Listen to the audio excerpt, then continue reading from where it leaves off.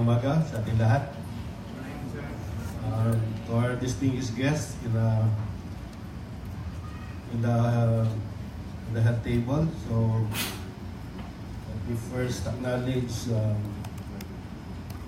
Assistant Regional Director of the ILG, Elias Fernandez. Representative from BIFAR, representing RD Alan Pokita, si Attorney Pedro Rose Lituanias. For the PNP Maritime, the Senior Inspector Nelsie Anino. Mayor Carmen Sita Lumain of BDN. Good morning, Madam.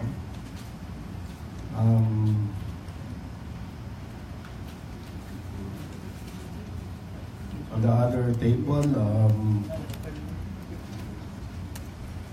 may also acknowledge the representative of the provincial governor, the Penro of Cebu, Mr. Romel Kirit. Representative from the rear, Mr. Adonis Sukalit. From the Bafor, Madam Nida Huzay. Also from the Municipal Fisher Folk, Mr. Ranilio Villarubia.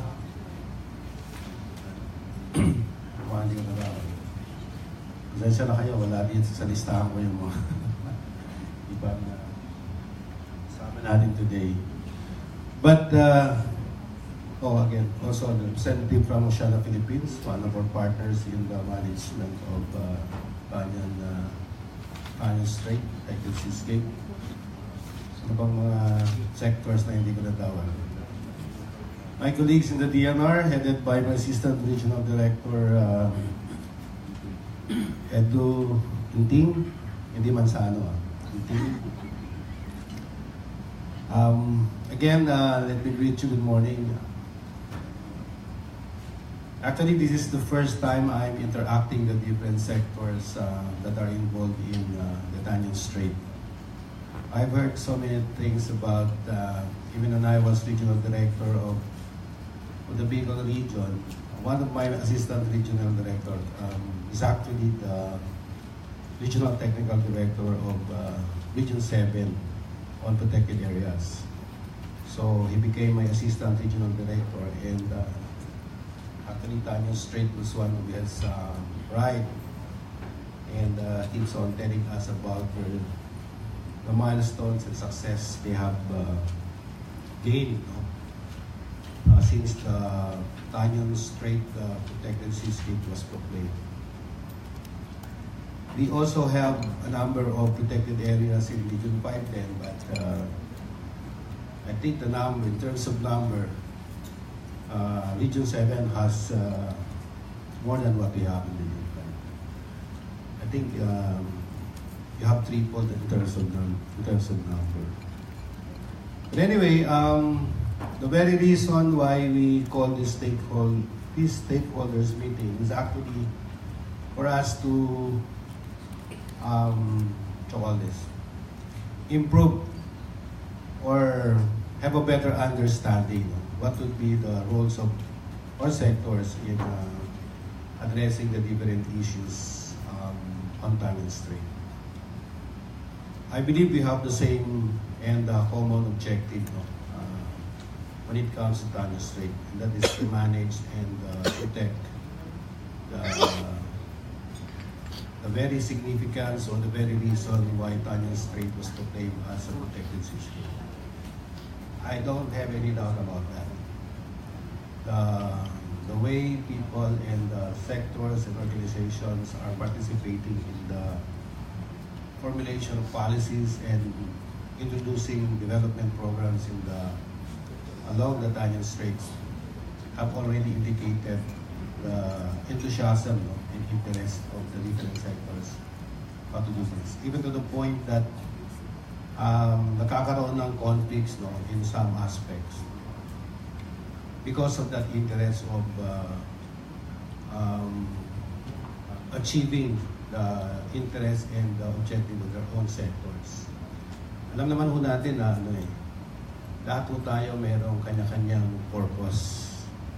Every agency has its own purpose why they have to participate and be part of the management and protection of Tanyan Strait.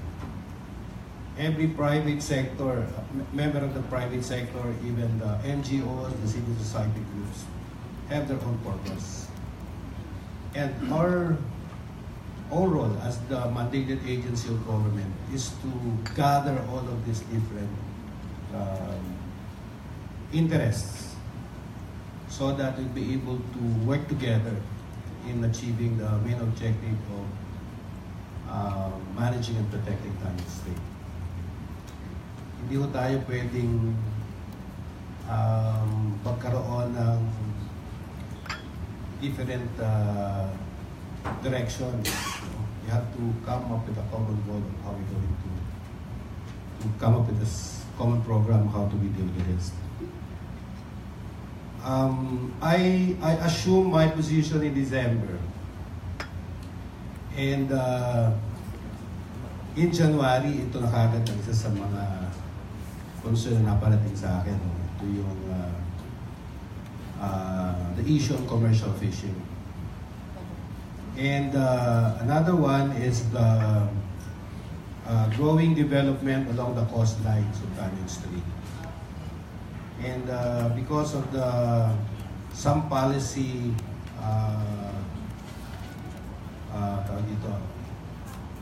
some policy issues that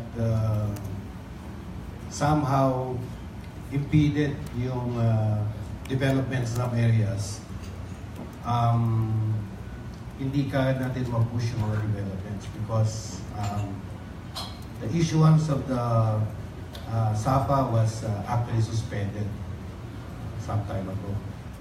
So upon my assumption, we tried to make a representation with top management and higher management to lift the suspension so that we can work along with these proponents who are really interested of introducing economic opportunities within the time along the Tanyan Strait.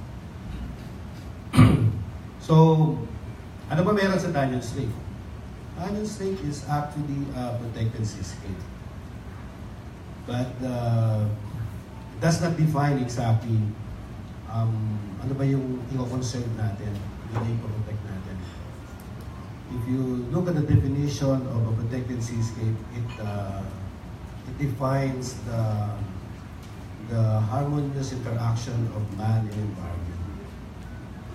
So, we are the ones going to define ano ba yung mga limits na natin i-set natin para ma-achieve natin yung purpose ng proclamation. So, I think the proclamation is not the ultimate basis for how to come up with the right management approach for Tanyan Strait. There are other governing laws that needs to be applied as well. So we have to integrate this, we have to understand this, we have to coordinate this, and we have to optimize what are the provisions of these laws that can support all the agencies concerned para ma-manage natin mabuti to the benefit of the communities that exist around Tanyan Strait. So we don't need to compromise anyone else. So everybody must understand ano ba yung implications nito at ano ba dapat nating ayusin para hindi ma-deprive ang lahat. So understanding the position of some sectors, especially representatives to Congress, kasi tinitingnan ko sa point of view, if there is a need for us to amend the law, they are the ones who's going to represent all the sectors that have interest on Tanyan Strait. So it is important that all sectors must be part of this undertaking. So we call this stakeholders meeting para dito natin ilabas. Kasi kami, we're not trying to decipher all the contents of the GMP of Tanyan Strait. And we find that there is a need for us to expound further all the details of this. We cannot just prescribe regulation without coming up with scientific basis on how we're going to apply this. All our actions will cause questions in the future, even in the courts of law. So I think we have to do this. And we are very fortunate that Cebu province and the other provinces of Region 7, especially Negros and Cebu, are development areas right now. And we're getting some funds to the IPAP that can support all the undertakings of the PAMBI and all the DNR and all the other sectors. Hindi ho nalilimit sa PAMBI at saka sa DNR kung anong pagkakamitan ng IPAP. We can develop programs for all of us to address all these issues. Kaya kailangan po namin maintindihan. We need to understand every detail of your concern. If it's about commercial fishing, the development of areas in LGUs, the observance of the municipal waters, how we can support the livelihood of communities, either on fishing or other means, we can utilize all these funds to support us in introducing management programs that will help us address this. So today, we will be presenting to you the issues that we are confronting in the Tanyan Strait. So we will give you all the time and the chance to present your concerns and probably contribute or highlight some of the issues of other sectors in which you can complement for their position para magkaroon tayo ng better understanding. Kami ho sa DNR, our role is to consolidate all of this and define what policies would be appropriate para gawin ho natin or to support all your programs, lalong-lalo na yung LGU, lalong-lalo na yung mga ibang agencies. Kasama ho natin yung BFAR. Commercial fishing has been an issue for a long time in the Tanyan Strait. So BFAR is here kasi naano kami na why would the proclamation of Tanyan Strait as a protected area be confined on the role of the mandate of the DNR? BFAR will play a very important role here. Therefore, BFAR must participate actively in all the programs when it comes to the fishing industry in Tanyan Strait. The LGU has jurisdiction in terms of the boundaries of the municipal waters and will define what is allowable in the area. And I think the LGU will give us their perspective on how all of us can respond to these existing regulations. So, hindi ho natin kailangan magdebate dito. Kailangan ho lang namin marinig kung ano yung position nyo. Siguro we'll give you opportunity to reinforce that or rejoin in your statements, make a rejoinder on your statements. But what's important is that we want all of you to lay down all the details of your issues and concerns. And then we'll bring it up, and then we will come up with the right position and policies that will support us in managing Tanyan Strait. Okay? So inasan ho namin, so we're expecting that everybody will actively participate in the discussions. And be rest assured na kung ano man ho yung magiging resulta ng discussion ho natin, we will translate it into policies and programs that's appropriate for the best interest of the sectors and communities around Tanyan Strait. So, yun lang po, maraming salamat and good morning.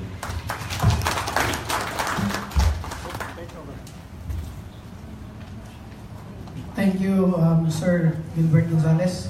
Okay, so we belong different sectors. We come from the government, national, local.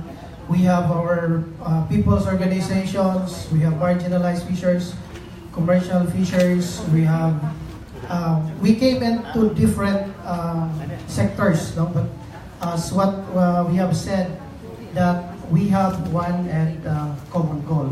Okay, so I would like to recognize the presence of our Congresswoman from the 3rd District of the province of Cebu, Madam Gwendolyn Garcia. Ma'am, morning.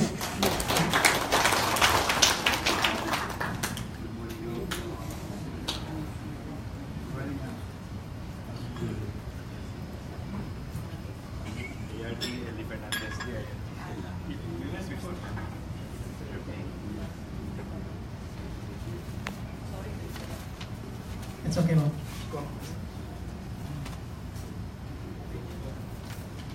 Okay, so before we proceed, we would like to get a message from our Congresswoman. Okay, so we started the program, by the way, with the preliminaries as well as the rationale of this activity.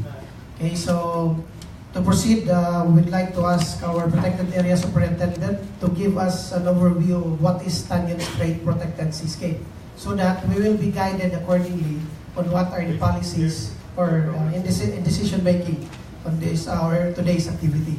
Sir? Good morning. Thank you, Steve. By the way, thank you, Ma'am Gwen, for coming, even for a very short notice. Thank you for different sectors, no, for attending this forum. Next slide. Okay, this is our beloved Tanyan Strait, no? So, the approximate area of our Tanyan Strait is about 518,271 hectares. And the perimeter around Tanyan Strait is 684 kilometers. Tanyan Strait is the largest protected seascape in our country, the Philippines. In the north-northwest, the strait is closed by the Batayan group of islands, no, that portion there. And the northeast by the Visayan Sea, Ricon from the tip of Daan Bantayan. So in Barangay Agu, Daan Bantayan. So it is relatively deep with its deepest point at 509 meters. Next slide. So, an important migration corridor for endangered species of dolphins and whales. The site serves as also the breeding, nursery, feeding, and nesting grounds. So, out of 29 marine mammals in the Philippines, about 14 of which resides in Tanyan. Next. So, from the biophysical resources, so Tanyan Strait is also surrounded with mangroves, seagrass beds, and coral beds. Next slide. So, this is the familiar marine mammal in Tanyan Strait, the sperm whales. Next. Okay, so based on the study, the reef fish abundance within Tanyan Strait ranges from 4,000 to 10,000 individuals per hectare, belong to over 24 fish families. Next. Okay, so Tanyan Strait also a popular destination for whale watchers. No? Doon na makita sa City Abais. Next. So, the strait serves also as an economic corridor in the Visayas area for hosting vital industries such as shipbuilding in Balamban, power generation plants in Toledo, and manufacturing plants in Negros side, no? The sugar manufacturing plants. Next. Tanyan Strait also serves as a vital link between Western Visayas and Central Visayas, no? Because of its major ports located within Tanyan. So from Sibulan to Santander, Sambuan to Amlan, Lumanhog to Gihulngan City, Toledo to San Carlos, Taboylan to Escalante, and Naya to the Batayan Islands. Next. Okay, let's go back to the history. So in 1992, no, the President Corazon Aquino proclaimed, assigned the Republic Act 7586 the National Integrated Protected Act of 1992, an act providing for the establishment and management of National Integrated Protected Area System, defining its scope and coverage and for other purposes. Take note that the Protected Area Management Board is the policy-making body for the management, protection, and administration in protected areas. Next. So in 1998, so almost this coming 27 is 20th year Tanyo, no? President Fidel Ramos signed Proclamation number 1234 declaring Tanyo Strait as protected seascape. In recognition of the extraordinary abundance and diverse assemblage of dolphins and whales and its known importance as feeding, breeding, and resting grounds for these marine mammals. Okay? Next. But in February 28, 1999, Executive Order number 76, no? Signed by President Joseph Estrada, constituting the Tanyo Strait Commission. So, wala ma-align sa ato ang MIPAS. So, imbes PAMBI ang i-create, it's the Tanyo Strait Commission to serve as the planning, policy, and program coordinating body for the accelerated, balanced, and sustainable development of Tanyo Strait. Okay? So, during the time of President Arroyo, she also signed Executive Order number 72, abolishing the Tanyo Strait Commission. And in the same year, in April 18, 2002, she also signed Executive number 96, transferring the appropriations, records, and properties of Tanyo Commission to Atlas Commission. So, where is Atlas Commission? Murag na nagbukid the Pits Toledo, nagmila. No? Okay, next. So, only in November 10, 2008, when DAO was issued by Secretary Atienza, the revised implementing rules and regulations of Republic Act 75/96. One silent provision in the RIR, the rule number 12.5 allows the PAMBI to create an executive committee. Next. Okay, so during the time of Ma'am Gwen as governor, she also signed Executive Order number 9 in September 2, 2009, creating the TSPS Executive Committee to oversee the management of Cebu side of TSPS. Next. So in September 2009, the two site management units were created in Negros Oriental. No? The Site Management Unit 1 from Sibulan to Bae City, no? Comprising the mayors and the barangay captains within that jurisdiction. And also the Site Management Unit 2 from Manhuyod to Valle Hermoso, Negros Oriental. Next. In March 2012, membership of this PAMBI Execom was updated. September to November 2014, membership of this PAMBI Execom as SMEOs updated and renewed. In November 2014, SMEO Negros Occidental was created and conducted its first meeting in Talisay City, Negros Occidental. So even the Occidental, they will join PAMBI, SPS PAMBI in November 2014. Next. So in 2017, 3 SMEOs were created for the province of Cebu. The Cebu Northwest Cluster from Tabuelan to Dan Bantayan and Bantayan Island. The Cebu Midwest Cluster, Barili to Tuburan. Cebu Southwest Cluster from Santander to Manhog. Okay, next. So this is now our TSPS PAMBI. Noted from above is the TSPS PAMBI General Assembly. We have our director as the chairman of the PAMBI, yours truly as the secretariat, and in the Cebu South West Cluster we have the co-chair, the mayor of Ronda, Mayor Blanco. In the Midwest Cluster, Mayor Diamante. In the Northwest Cluster, Mayor Martinez. In the NICOP, SMEO, we have Mayor Sumosa. In SMEO 2, Negros Oriental, we have Mayor Itzel. And in Negros SMEO 1, we have Mayor De La Cruz. Next. So, during from 2015, 2016, and 2017, we conducted PAMBI in-bank meeting. No?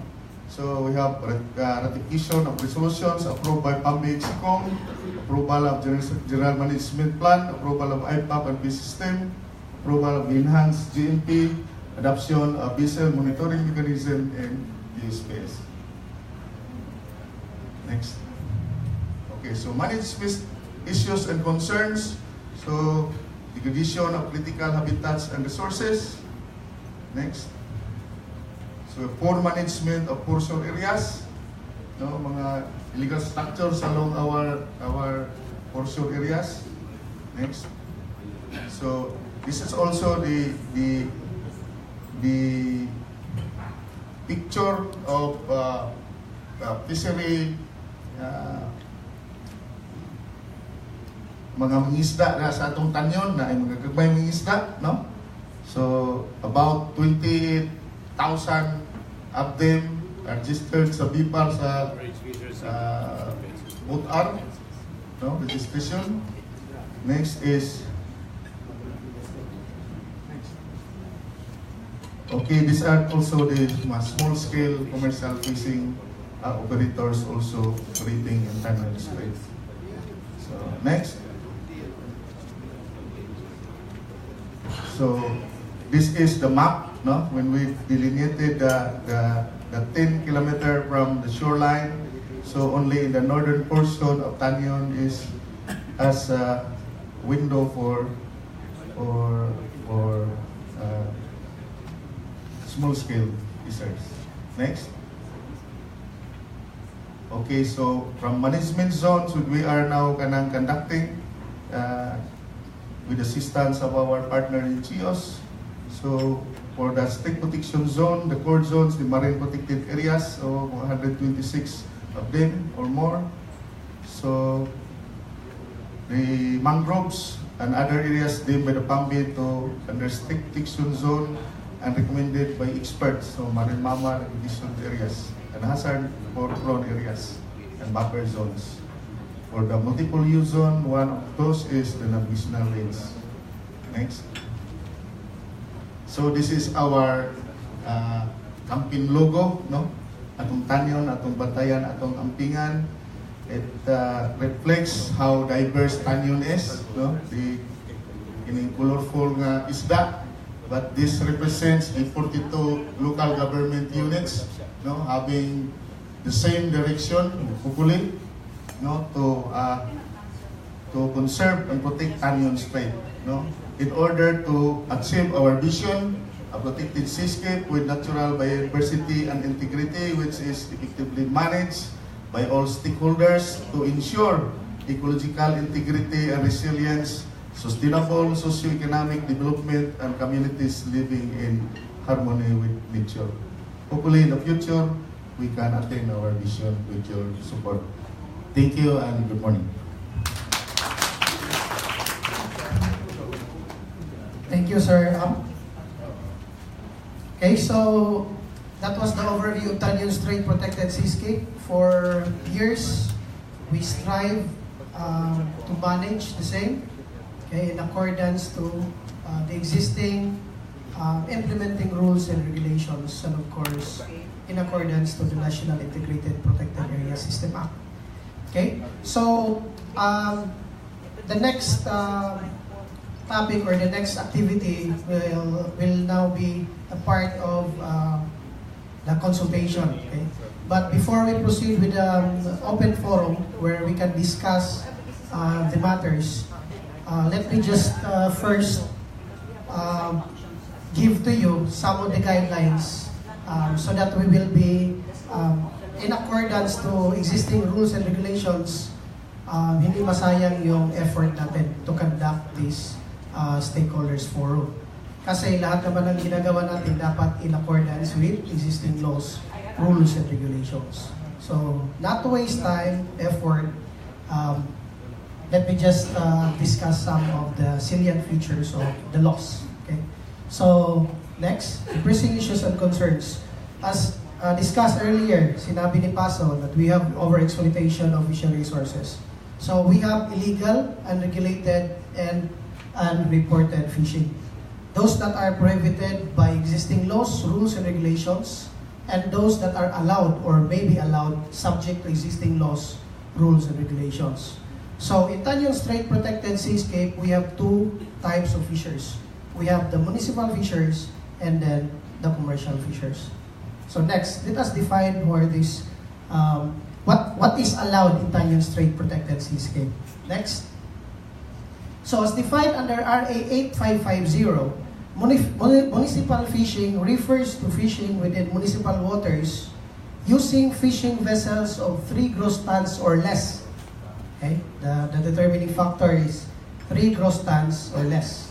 Or fishing not requiring the use of fishing vessels. Okay? While commercial fishing is also defined as the taking of fishery species by passive or active gear for trade, business, profit behind subsistence, or sports fishing to be further classified as follows. First, we have small-scale commercial fishing with passive or active gear utilizing fishing vessels of 3.1 gross tonnage up to 20 gross tonnage. Okay, that is small scale. The medium scale is fishing utilizing active gears and vessels of 20.1 gross tonnage up to 150 gross tonnage. And then the last category, the large-scale commercial fishing, is fishing utilizing active gears and vessels for more than 150 gross tonnage. Okay? So, since we already defined and determined who are the type of fishers, the next step that we are going to do is, next, what is municipal waters as defined under 8550? Include not only streams, lakes, inland bodies of water, and tidal waters within the municipality which are not included within the protected areas as defined under Republic Act 7586 or the NIPAS law. Okay, public forests, timberlands, forest reserves, or fishery reserves, but also marine waters included between two lines drawn perpendicular to the general coastline from points where the boundary lines of municipality touch the sea at low tide, and third line parallel with the general coastline including offshore islands and 15 kilometers from such coastline. Okay? So, where two municipalities are so situated in opposite shores, like Tanjong Strait Protected Seascape, that there is less than 30 kilometers of marine waters between them, the third line shall be equally distant from opposite shore of the respective municipalities. So that means tungaon. Okay? So that is municipal waters. It does not include protected areas as defined under RA 7586. Next. So, under RA 7586 or the NIPAS Act, protected area refers to identify portions of land and waters set aside by reason of their unique physical and biological significance, managed to enhance biological diversity, and protected against destructive human exploitation. While protected landscape and seascapes, as the category of Tanjong Strait Protected Seascape, are areas of national significance which are characterized by the harmonious interaction of man and land while providing opportunities for public enjoyment through the recreation and tourism within the normal lifestyle and economic activity of these areas. Okay? So we have protected areas, we have municipal waters. We have municipal fishers, we have commercial fishers. Okay? So with that in mind, we have already at least, we are already guided, no? What will be further, what are the decisions that we are going to take. Okay, next. So, in Tanjong Strait Protected Seascape, as shown earlier by the presentation of PASO, we have fishers, no? Both municipal fisher folks which are registered under the respective municipalities, and of course we have also small to medium scale commercial fishing is operating inside Tangiang Strait Protected Seascape. For municipalities, it is required that they need to be registered in their respective municipalities, while for commercial fishers, it should be registered, or they should have license and permits issued by the Bureau of Fisheries and Aquatic Resources. Okay, next. So, what are the laws that are applicable in Tangiang Strait Protected Seascape? Under RA 8550, as amended by RA 10654, okay, the declaration of policy is that food security. Okay, Tangiang Strait is a marine protected area, which means that we have two resources. We have in the aspect of the environment, and then the other resource is the fishery resources. Okay, so applicability of 8550 and 10654 provides that the provision of this code shall be enforced in all Philippine waters, including other waters over which the Philippines has sovereignty or jurisdiction, and countries 200 nautical mile exclusive economic zone and continental shelf. Next, all aquatic and fishery resources, whether inland, coastal, or offshore fishing areas, including but not limited to fish pens or cages, and all lands devoted to aquaculture or businesses and activities relating to fishery, whether private or public, and all Philippine flag fishing vessels operating in areas governed by Regional Fisheries Management Organization. So, in summary, RA 8550 is applicable in all Philippine waters. Whether you are municipal water, whether you are protected area, 8550 and 10654 will apply. Okay, next. As defined under 8550, what are Philippine waters? No? Include all bodies of water within the Philippine territory, such as lakes, rivers, streams, creeks, brooks, ponds, swamps, lagoons, gulfs, bays, and seas, and other bodies of water now existing or which may hereafter exist, the provinces, cities, municipalities, and barangays, and the waters around, between, and connecting the islands of the archipelago, regardless of their breadth and dimension. Okay, so that means Philippine waters is defined not as protected area, not as municipal waters, walay category. No? Philippine waters includes all waters surrounding, connecting the islands of the archipelago, over which RA 8550 is clearly applicable. Okay, next. So, let's now proceed with the open forum. With that in mind, lang siya nga basic one. Mo na yato may existing laws karon governing fisheries, no, in the Philippines. Right? We have in mind municipal waters. We have in mind protected area for Tangiang Strait Protected Seascape. We have the law. We have defined the municipal waters. We have defined the commercial fishers. Okay, so we will now take all your opinions, your ideas, and then I will call on my colleague from the Department of Environment and Natural Resources, Strait, to moderate the open forum. Thank you. Thank you so much, Kuya Steve. A round of applause, please, for presenting the said issues and concerns. Now, at this moment, we will be having the open forum. House rules. State your name. Yes, sir.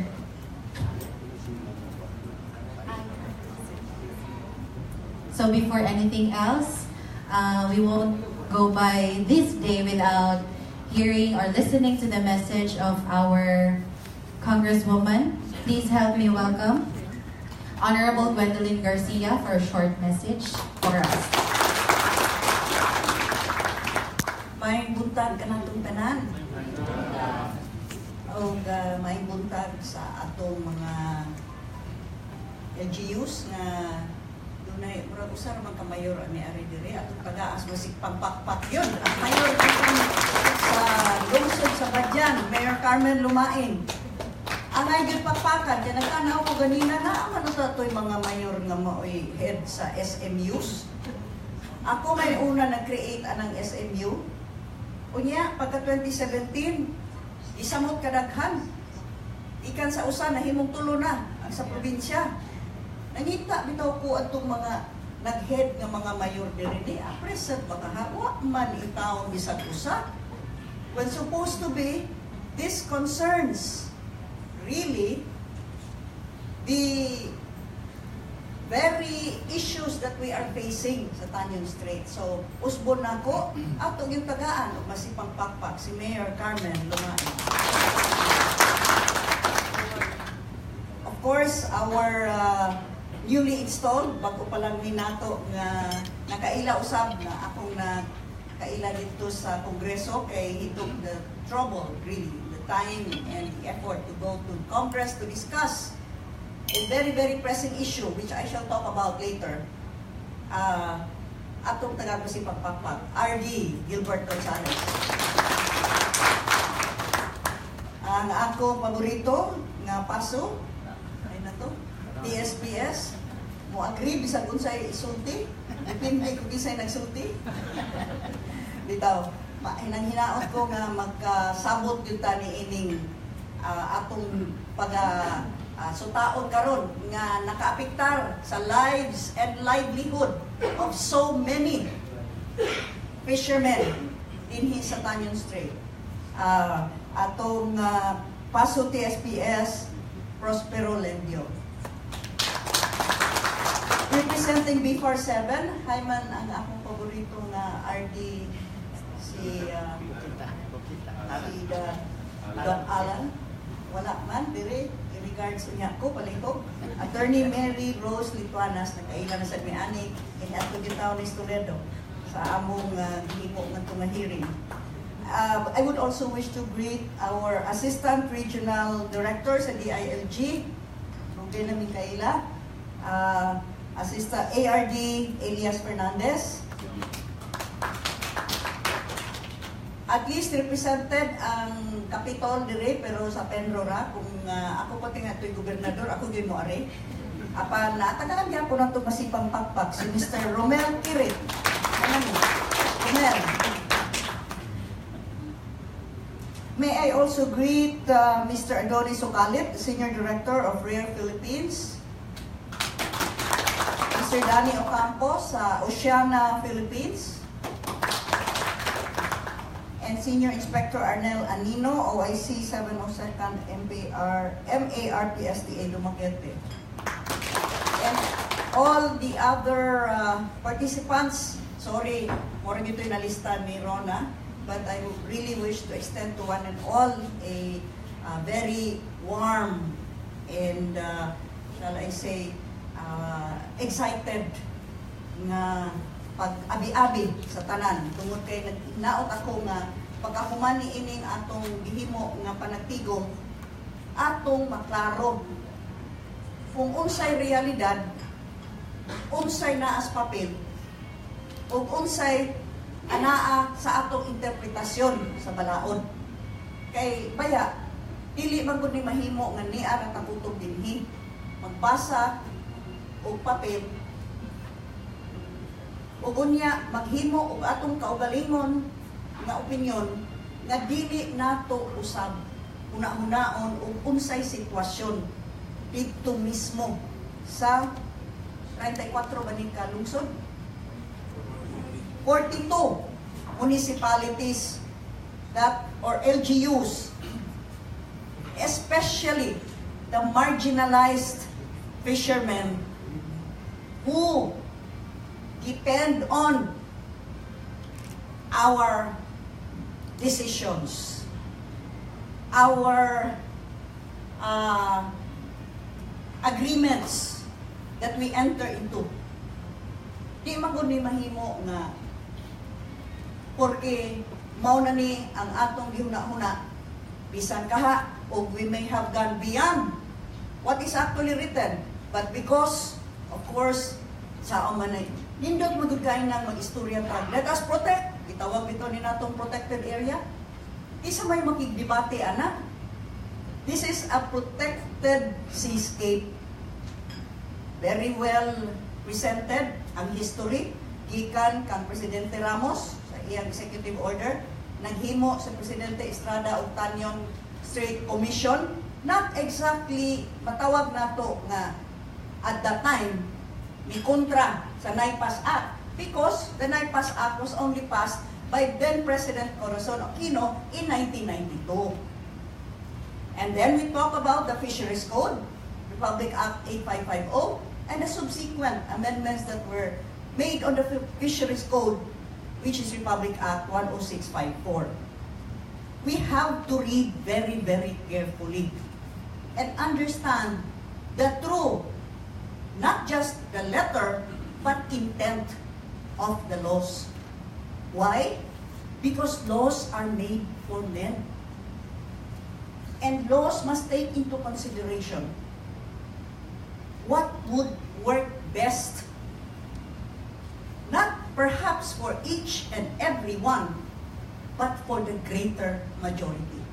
Because that is what democracy is all about, after all.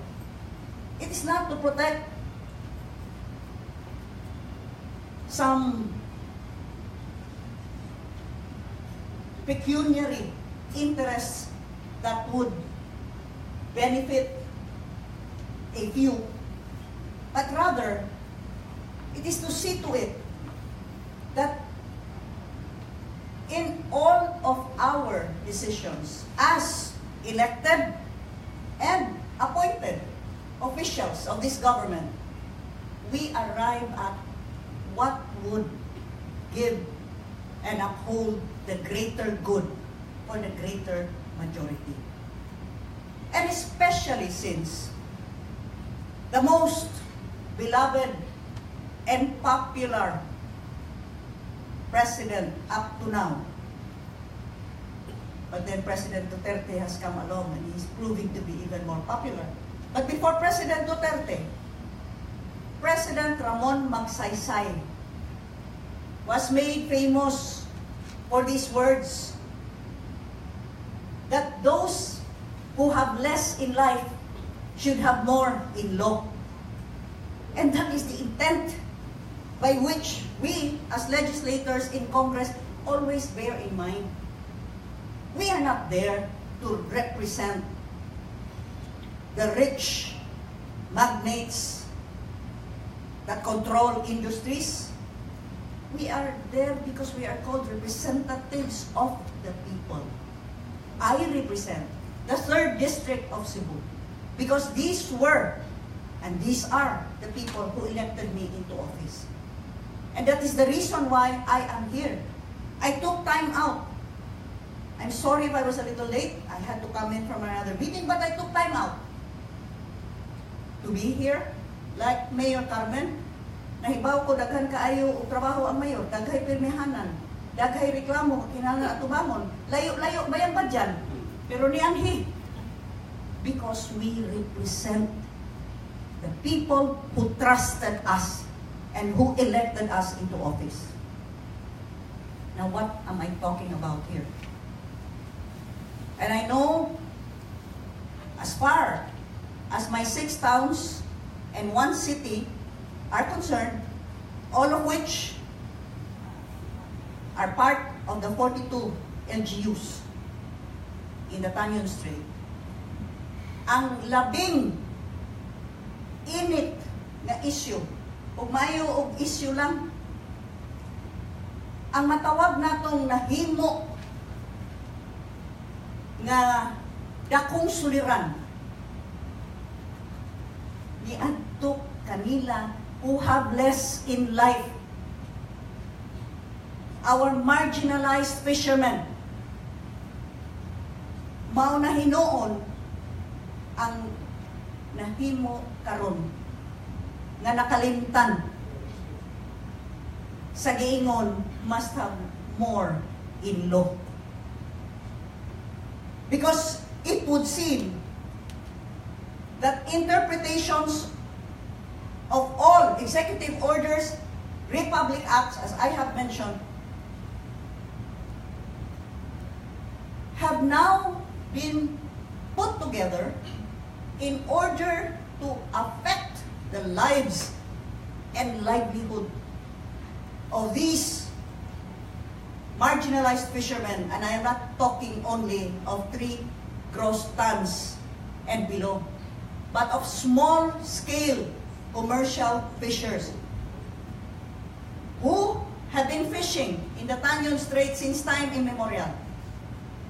And yet, allegedly, because of a general management plan, of which I have a copy here, which allegedly, and I would have to believe that, I googled it, na as internet, was arrived at in a summit sponsored by Oceana and by, I have a copy of your memorandum of agreement, and RARE.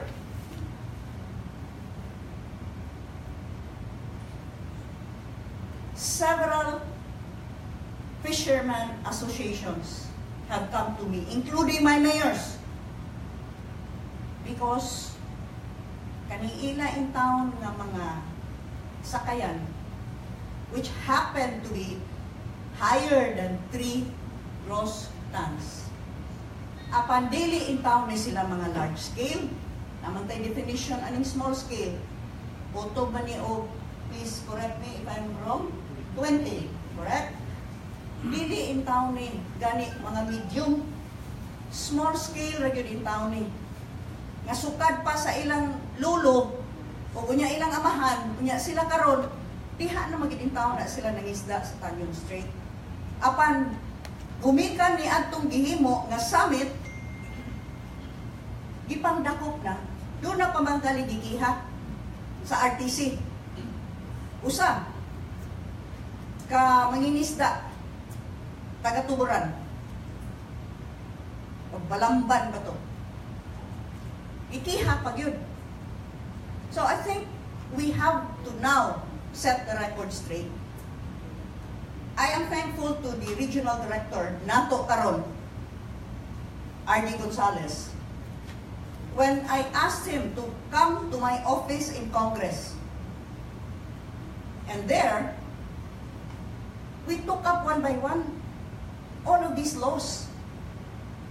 Kinitanan nga mga balaod nga atong gihisgutan. Gikan sa NIPAS Act of 1992, hangtod sa Fisheries Code, RA 550, o hangtod sa pinakabag-o nga nag-amendar of certain provisions and even definitions of 8550, RA 10654. Itagsa-tagsa sa nako og tuki. Ibasa nako ang General Management Plan that was arrived at in that 2-day summit, which was in Marco Polo ba to? Diin man to? Because after all the grand speeches about protecting the environment, somehow we forgot protecting and helping those that had less in life, our marginalized small-scale fishers. And I poured through all of these laws and the General Management Plan. And I showed our RD that in fact, nowhere in this GMP are small-scale fishers prohibited from Tanyon Strait. Because if they are in fact prohibited, then why should there be a section here which does collect fees to license small-scale fishers? So na, tugtan dili. Nga namang makulikta man hinuong tao para malisensyahan. Wa ko kasabot. And so it would probably be good. I hope all concerned LGUs, and we are glad that now one of the chair of the 3 SMUs is here, Mayor Noni Blanco. I hope that all LGUs, because I believe some here are represented, will religiously pore over this formidable looking piece of document. O murag 1 inch kundi kabaga. Pero basaha. Because to my great astonishment, sa among pag-istorya ni R.D. Gonzales, nga akong gi-point out ang inconsistency mismo dinhi sa GMP. Matod pa niya, ma'am, murag ikaw pa matingali unang nibasa yun ang GMP. Tinuod na, di ba? And so I have taken up and I will continue to take up the cudgels for those who have less in life. Because it cannot be that laws should now become the very prohibitive and discriminatory tools to kill the livelihood of these marginalized fishermen. Mora yun ang rason, gani ako. Ganina nakadungog ko ni TSPS Lenjo nga ang pwede na kuno sa small scale nga tura dapit sa north. Sige. So kuhi na sa imong giingon apan tuki-o na to. Tagsa-tagsaon na to, kay pangitaon na to. Ug hain lagi dinhi sa GMP nga dili pwede. Hain sad dinhi sa tanan balaod. Nagsige tag-refer sa 8550 which defines what is allowed under municipal waters. Photobra of 3 gross tons. And yet, municipalities are also allowed under 8550 to declare beyond, di ba? 10.1 ba na? Putob sa 15, i-allow ninyo ang mas taas, di ba? Sa 3 gross tons. Depending upon, there is such a provision, pakitaon ka na. Ang ako lang, klarohon tani. Kay sukad pa, last year na tingali, nga nagsugod o panako, labihang mahala ng isda. Mas mahal na gud kaysa, di na natin yung mas mahal sa baboy o mas mahal sa isda o sa manok, mas mahal pa sa baka. Ako mismo, pinuray. Ganto ko, o grocery, kay mo palit akong isda. Takot susintos ang kilo. Grocery na to. Pero bisang pa, adto ka sa merkado, bisang mo adto pa ka carbon. Mahal na gid kaayo. Nga naman, mao na ni resulta. Nga ato nang gidid-an. Pero sige lang, kay kita makapangumpra, but sabot, napamantay ikumpra. Ang katog yung wa na gid taon. Makapangisda. Kaya ang ilang, ang katong iyang usa ka sakayan, 8 gross tons, 8.1, 8.5. Di na makapangisda. Asa man mo siya pagtuon? Naaman, ibalik na palihog o flash tong Canyon Strait. Mahimo ba? Tagatumuran man siya. Ipadani mo, ato ni mo siya pakubiton nga to sa pikas on the other side. Kung hain ay open sea. Kung hain in town sila nagpuyo, tuasan ang ilang panginabuhi. O mismo dinhi sa GMP nga giaprobahan. Diao sa executive summary. The National Integrated Protected Areas Act defines a protected seascape to be an area of national significance characterized by the harmonious interaction of men and land, harmonious interaction with enjoyment through recreation and tourism within the normal lifestyle and economic activity of these areas. Thus, a management plan for each area must be designed to protect and enhance the permanent preservation of its natural conditions. So take note, mismo ang General Management Plan nag-recognize that there has to be a harmonious relationship. Fine, buti pa sabot, kanang mga mangdinamita, kanang mga maggamit og activated nga, unsa na, mga active nga fishing gear, di na nato tugtan. Kay sobra na na. To ang may dako dito nga Pacific Ocean, hala ito sila, or South China Sea, dakpan sila sa China. But on the other hand, harmonious relationship between man and land also involves recognition that we have our marginalized fishermen, ang mga kabus, ang mga dili dato. Kay usahay, lisod ni mo ingog kabus.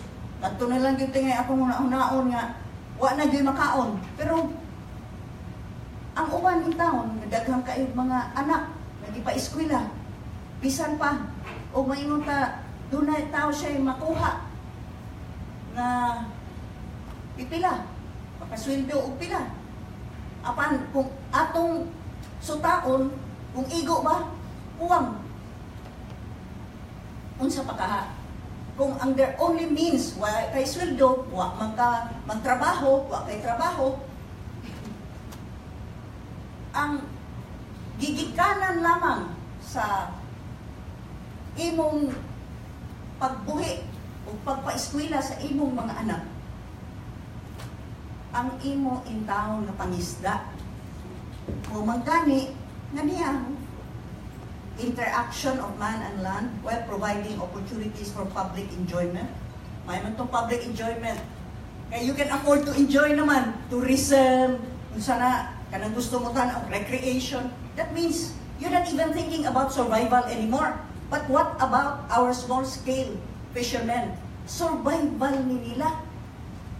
Kung mamanggani, this should be within the normal lifestyle and economic activity of this area. I cannot overemphasize enough just how important this is. And I hope that other LGUs, who surely must have also heard the complaints of small-scale fishermen, kiniabot magali na ako. I hope niabot na sa head sa SMU Marisa Southwest, si Mayor Noni. I hope that this coming together will settle this issue once and for all. Because certainly, if in fact there is any provision of any law, and I have not yet seen any, kung naa, ako'y muuna upamindar. Apan wa man lagi amindahonon. Ang lisod lang siguro, pag amindar, sa huna-huna, ug interpretasyon, ug lisod. May panultihon, the spring cannot rise beyond its source or above its source. Let us not go beyond the true meaning, letter, and intent of the law. And above all else, let me quote once again the late President Magsaysay, who died in a plane crash in Mount Manunggal, which is located in Balamban, in my district. Kung sa may ending, those that have less in life should have more in law. Daghang kayong salamat.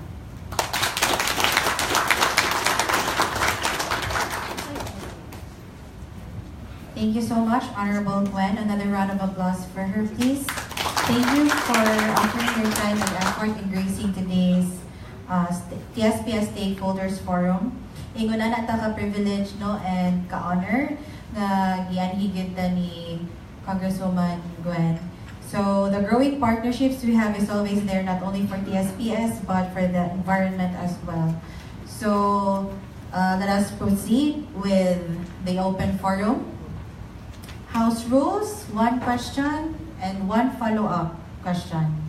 And then when you ask, we will get you have to state your name, the sector where you are from or you are representing, and then the question. Make your question brief, concise, understandable. All right? Okay. So first question we have from... I'm Jennifer Ramos. I'm Legal and Policy Director of Oceana Philippines. Sabi ni Ma'am kanina na wala daw dalhin sa balaod na ay nagdili ng commercial fishers. Ay dinadili ang commercial fishing. Pero niingon po niya na lahi-lahi interpretation, pero siguro pa niya nabasa ang Section 18. I-combine lang na ang pagbasa-basa na, ma'am, sa 10654 po, and RA 8550, pareha naman na sila, wala mo na sila amindahin. I-combine lang din mo dapat, no, kung pag mo gusto tayo makasabot sa balaod, usahay dili lang pinahanglan mabasa, usa sa section lang, pinahanglan masabasahon ni mamabutang pinakauna, na danha ang definition of terms. So dito, giusa-usa, unsa man ng commercial fishing. So di-define ito ang small, medium, large. So sa commercial fishing, appeal ang small scale, 3.5. 3.1, I mean up to 20 ang small scale. Pagkahuman, sa Section 18, dibutang po, nagkinsa may pwede mo gamit sa municipal waters. Ang giingon sa Section 18, walay commercial fishing. No commercial fishing in municipal waters with depths less than 7 fathoms. Mo ni ang katong kondisyones na mag-allow commercial fishing within 10.5. Diba? Sakto? Pwede mag-allow ang balaod, general rule. Dito luan ko sa una no, pag eskwela may balaod, na yun ang general rule ug na exception. So general rule, walay commercial fishing apan, pwede kung naaning mga kondisyones, murag 5 man siya kabuok. Diba? So siguro kung may mga local ordinance, 5 o 7 fathoms, or dapat inaanang kalalumon, or unsa pa ba ang mga pinahanglan na consultation na himuon para ma-allow ang commercial fishing. So mo na siya, ang ikatulong na kailangan natong basahon katong Section 86 sa 10654 gihapon, ma'am, na unauthorized fishing. Unsa man ang unauthorized fishing? Kanang wala kay lisensya, wala kay permit.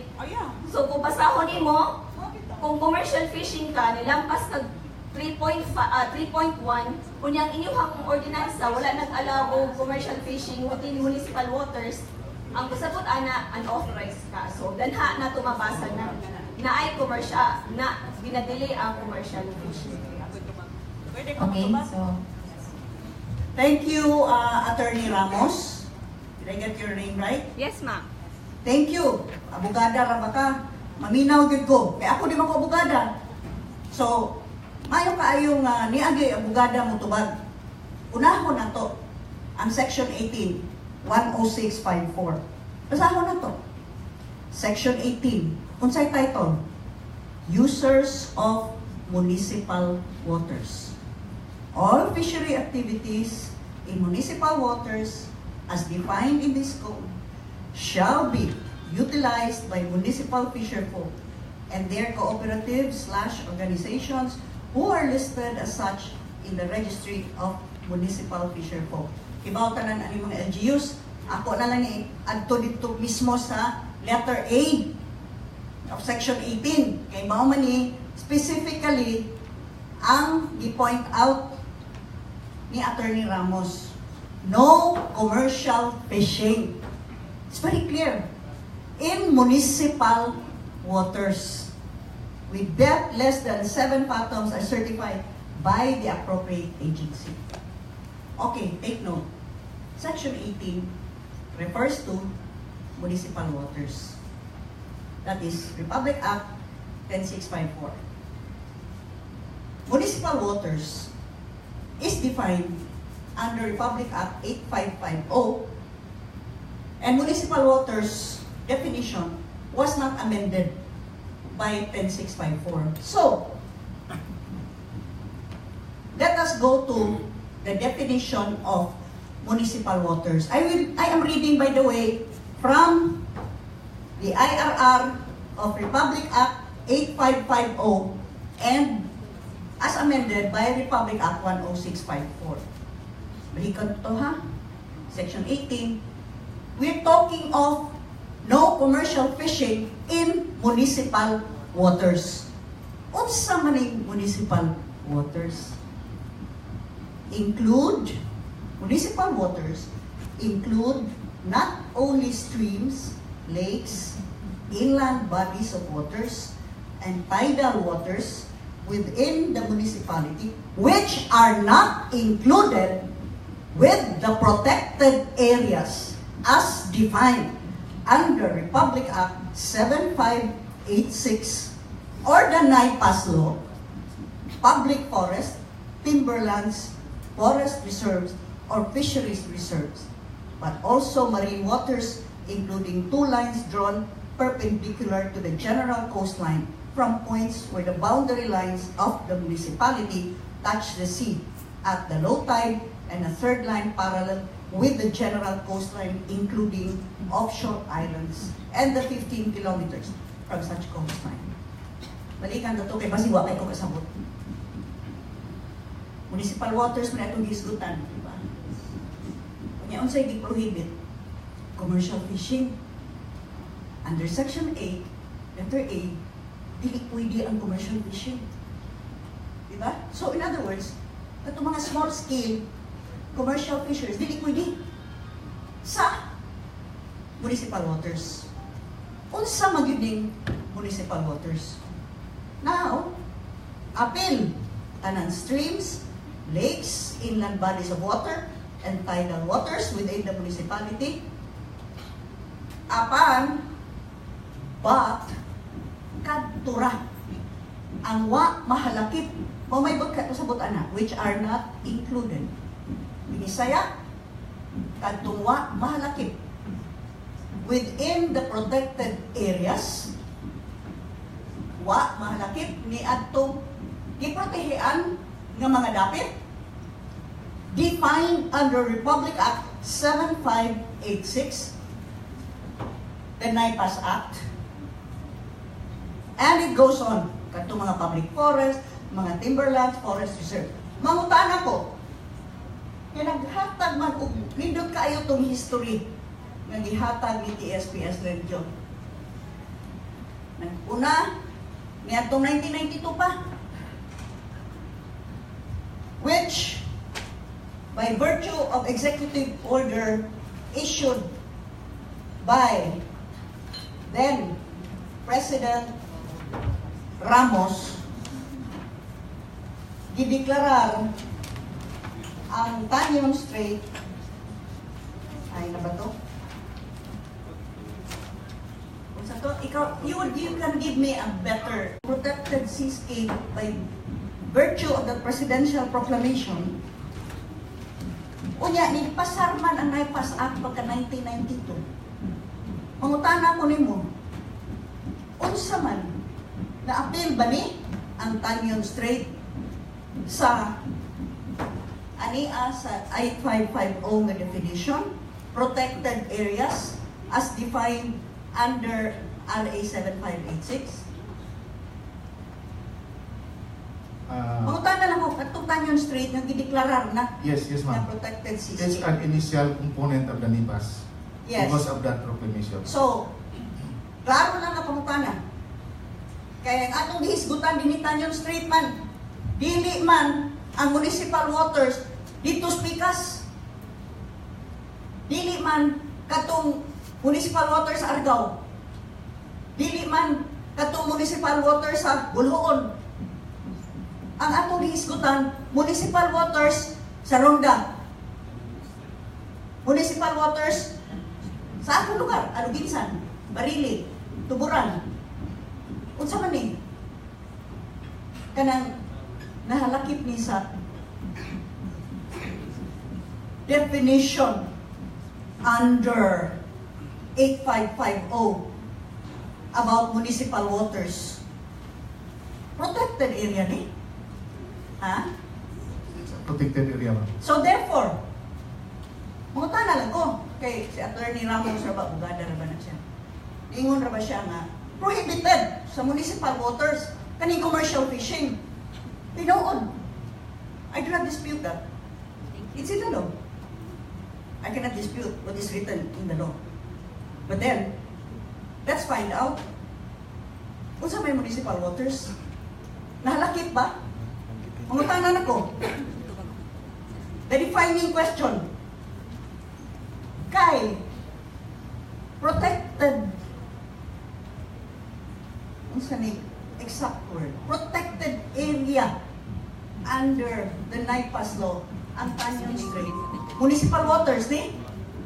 If I can still, my memory is right, ma'am, in 2008, there was a PAMBE resolution adopting 8550 as supplementary laws in Tanyon Strait. And therefore, So under we apply. 8550, which defines municipal waters Yes, specifically, Yes, ma'am. excluding protected areas, therefore,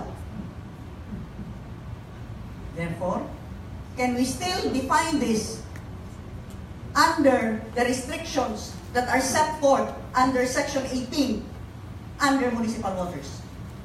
Maybe we can ask the legal officer from BIPAR or Attorney Ginny for legal matters. Excuse me, I think who should answer here are the concerned government agencies and not your partner NGOs.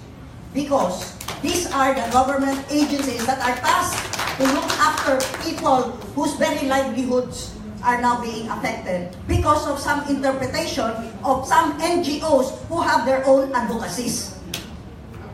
So maybe we can ask BIPAR, ma'am, to answer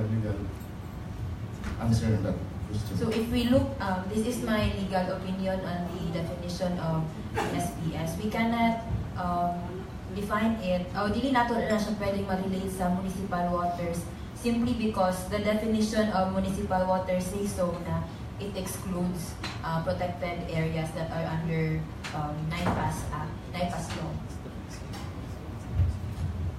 May I have you recognize, ma'am, please? Kasi Kasi mo man.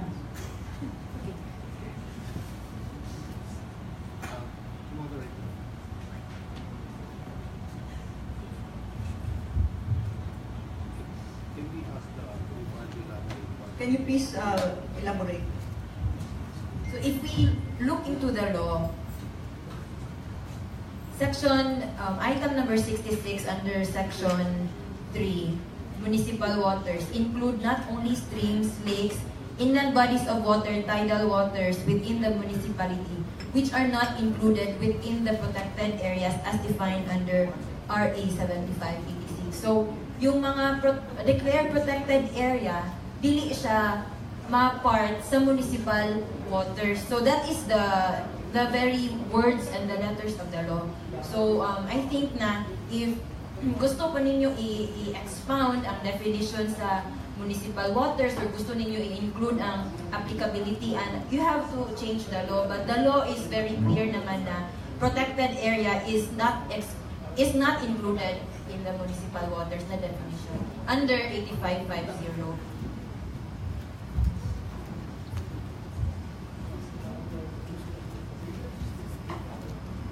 Okay. Okay, I will recognize your opinions or your questions, ma'am. thank you. Kasi, di ba, yung question I think was directed to my opinion. So I think hatagan ko pa ng salamat na para matupag ko. This is your last follow-up. Dili follow up ka ng tubag sa kanang Sige, pamutana. sige. Sakto si ma'am, no, katong definition sa municipal water. Pero timan-an nato na ang definition na sa section 4. And kung i-harmonize nimo ang mga provisions sa balaod, pasabot ana kay naamang ko'y ustagyod ka section na ay chapter sa balaod na nag-explain unsa ken 654 and 8550, ma'am. Dito gibutang unsa anang kinsay mag-manage sa municipal waters. Mo nang gi-define ang municipal waters sa section 4. Pero ang pinaka-importante ang section 3. Unsa giingon sa section 3? Applications of its provision. Pasabot asa man mag-apply ning balaura ni. Number 1, all Philippine waters including other waters over which the Philippines has sovereignty and jurisdiction. Nahisuludan ha ang municipal waters. Okay, so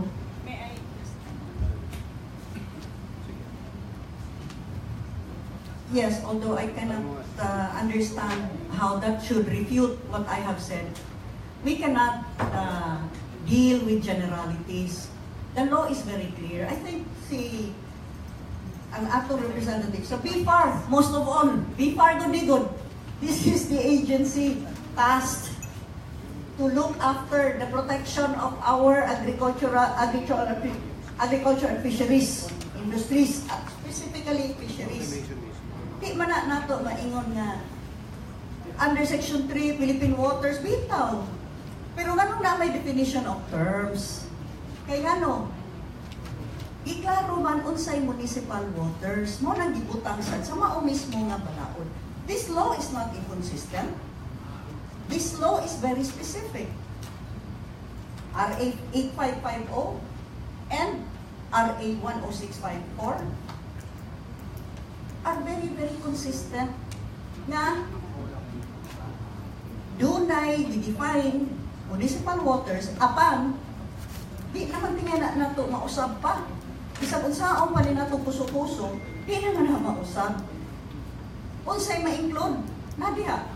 But dili maapil ang protected areas. And that is why dunay gitawag na kung ano atong gihimo mo itong gi-adapt sa PAMBI kay Protected Area Management Board.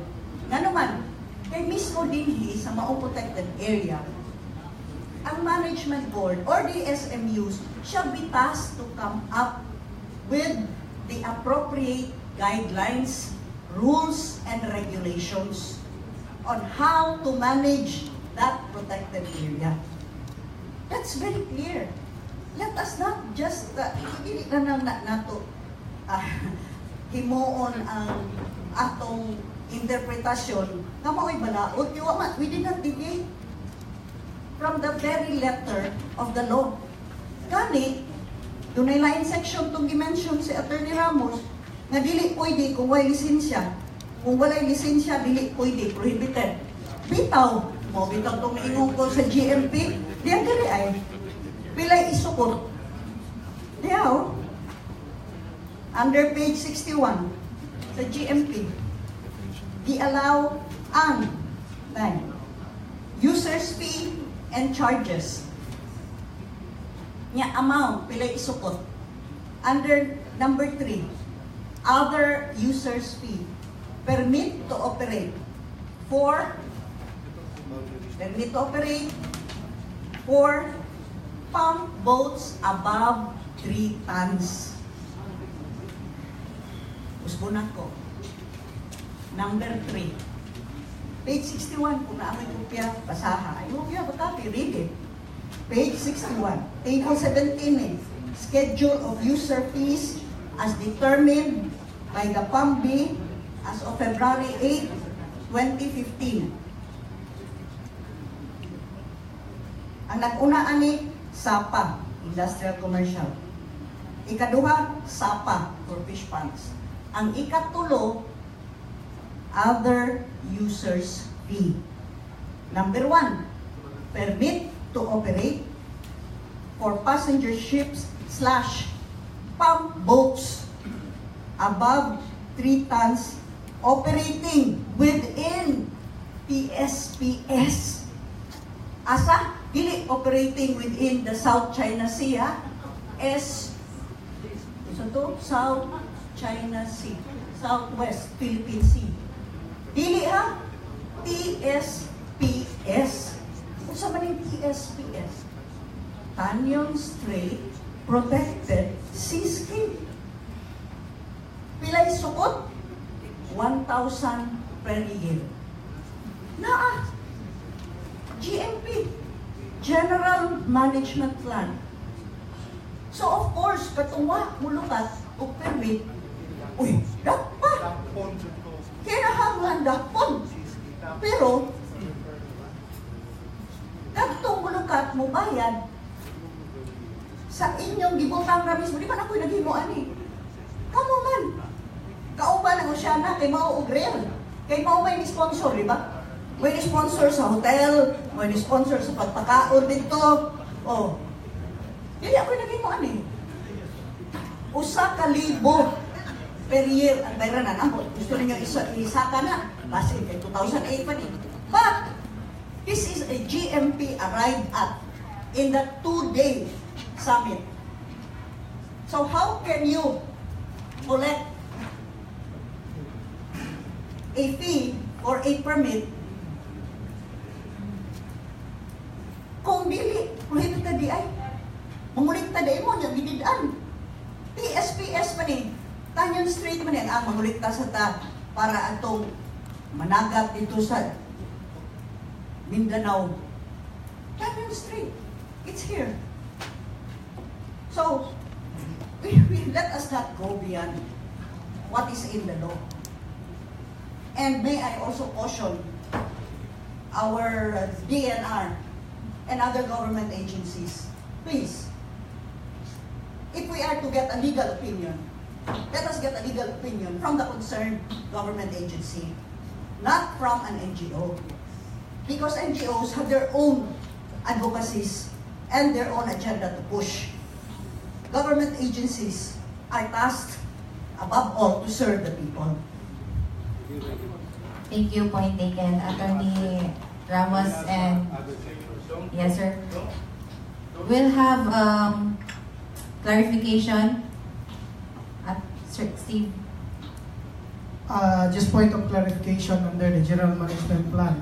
Ang fee proposal for 1,000 per year, I think for passenger vessels. The pump boats that are referred to in that is the one operating in the southern portion of TSPS.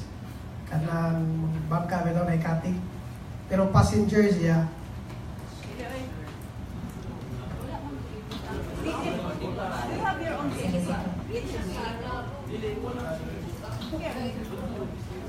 Questions for the stakeholders? There is no such qualification.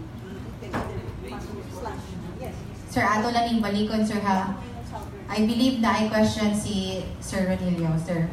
Ay ma'am, mo ayag lang po sa at mga nabuhi sa may mamilika. Ang KSBS, Negros o kang South Cebu, adunay 42 ka mga lungsod. Mga nasa 30 mil ka mga katmay kay mga isla ng Uksay.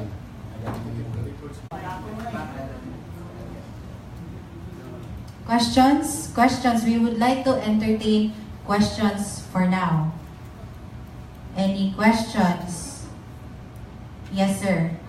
Questions from? Palihog ko, sir, sa imong pangalan, asa kagikan. Alexander Quiñones, stakeholder sa member sa Vapor, ma'am. Usa may mananagat dito, usa ko ka kanang small scale. Kung gatuo ka, sir, nga kamoy naglisod, kami sa prating lisura. Ya amo kinabuhi, muramig legal man ta among paginabuhi, kompleto may lisensya. Ang problema lang, gisigin gyud sa gobyerno. Unsa may among buhaton? Magkaroon kapati kung anaa day kadang permit operate. Karon ba ko kadungo kana nang mo bitaw nang asa mi lukat ana. Muna akong buhatan naman. Sige. Atong tubagon, asa siyang mulukad og permit or ato siyang tagaan og light sa permitting. Sir? Sir Am?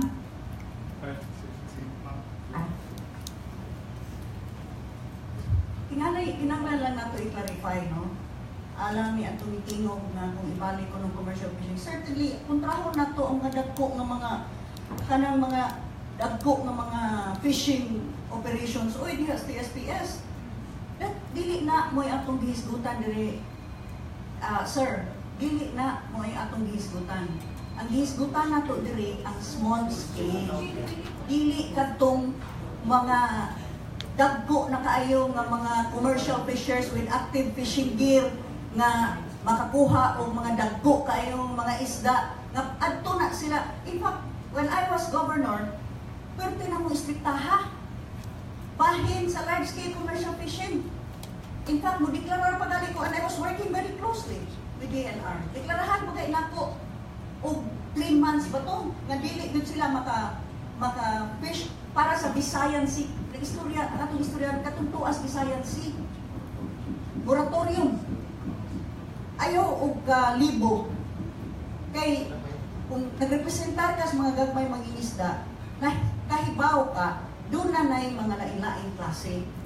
Dili ni kay giingon ang katurang hook and line ug unya tuwa na ang mga dagpo na kaayo nga ang mga sakayan pwede na sa Visayan Sea. Dahil taon to mga small scale. Kani mga small scale, asa naman tutukaw na sila? Usaman ilang makuha. Nawa pa na sila yung mga active. Ginadili under Republic Act 8550, any mechanized equipment. Wa man na sila mga active fishing gear. Pero, naa sila sa Tanjong Strait. Kami ilang mga sakayan, mas taas lang sa 3 gross tons. Mora na, sir, ang akong ipahit dinhin. Kaning mga small scale. Thank you, Honorable Gwen. Sir, last. Question?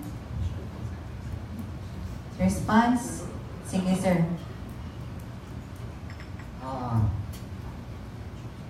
Alam ko yung panahon kalugan.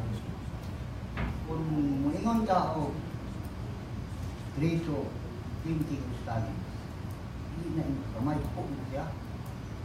Kami, kabisag niya ng mga sakyan, mga pasit panata. Ay, ako, nalagat, buksay. Ako taon, huwag yung kaon, kahit wala, siguro nagtatak. Inausap gabi, pagtak, tulog, kapat. Patay ko niya rin. Magsigil, takon ko na niya. Ang inyong... Sir. Time pa, sir. Ang inyong bugsay-bugsay na mo, naanamos doon.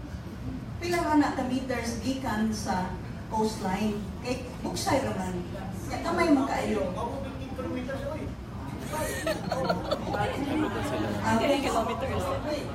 Maski pa, mayo noon.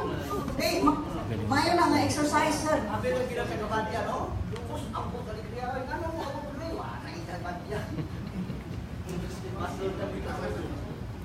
Apan, paruhon talang ni. No? Well, ang inyong interest, ang inyong itana ang makutob sa bugsay-bugsay, sa imo nang giingon, 30,000 mo kapin ang naapektuhan ka mga small scale na commercial fishers.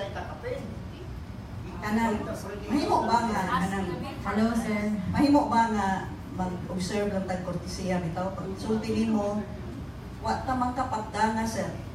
Wa yun ko mutingog niya ang barong para mutingog diretso. Kortesiya lang ato, sir. Ha? Kay para makaabot ta o klaro nga kanang panagsabot. Sa ako nang giingon, daghan sa ang naapektuhan, 30,000 kapin ka mga mangingisda. Way laki pa ang pamilya kung ato na kwentahon. Kung tagilmas sa kapamilya tingali, gamay na gali na, 150,000 ang naapektuhan.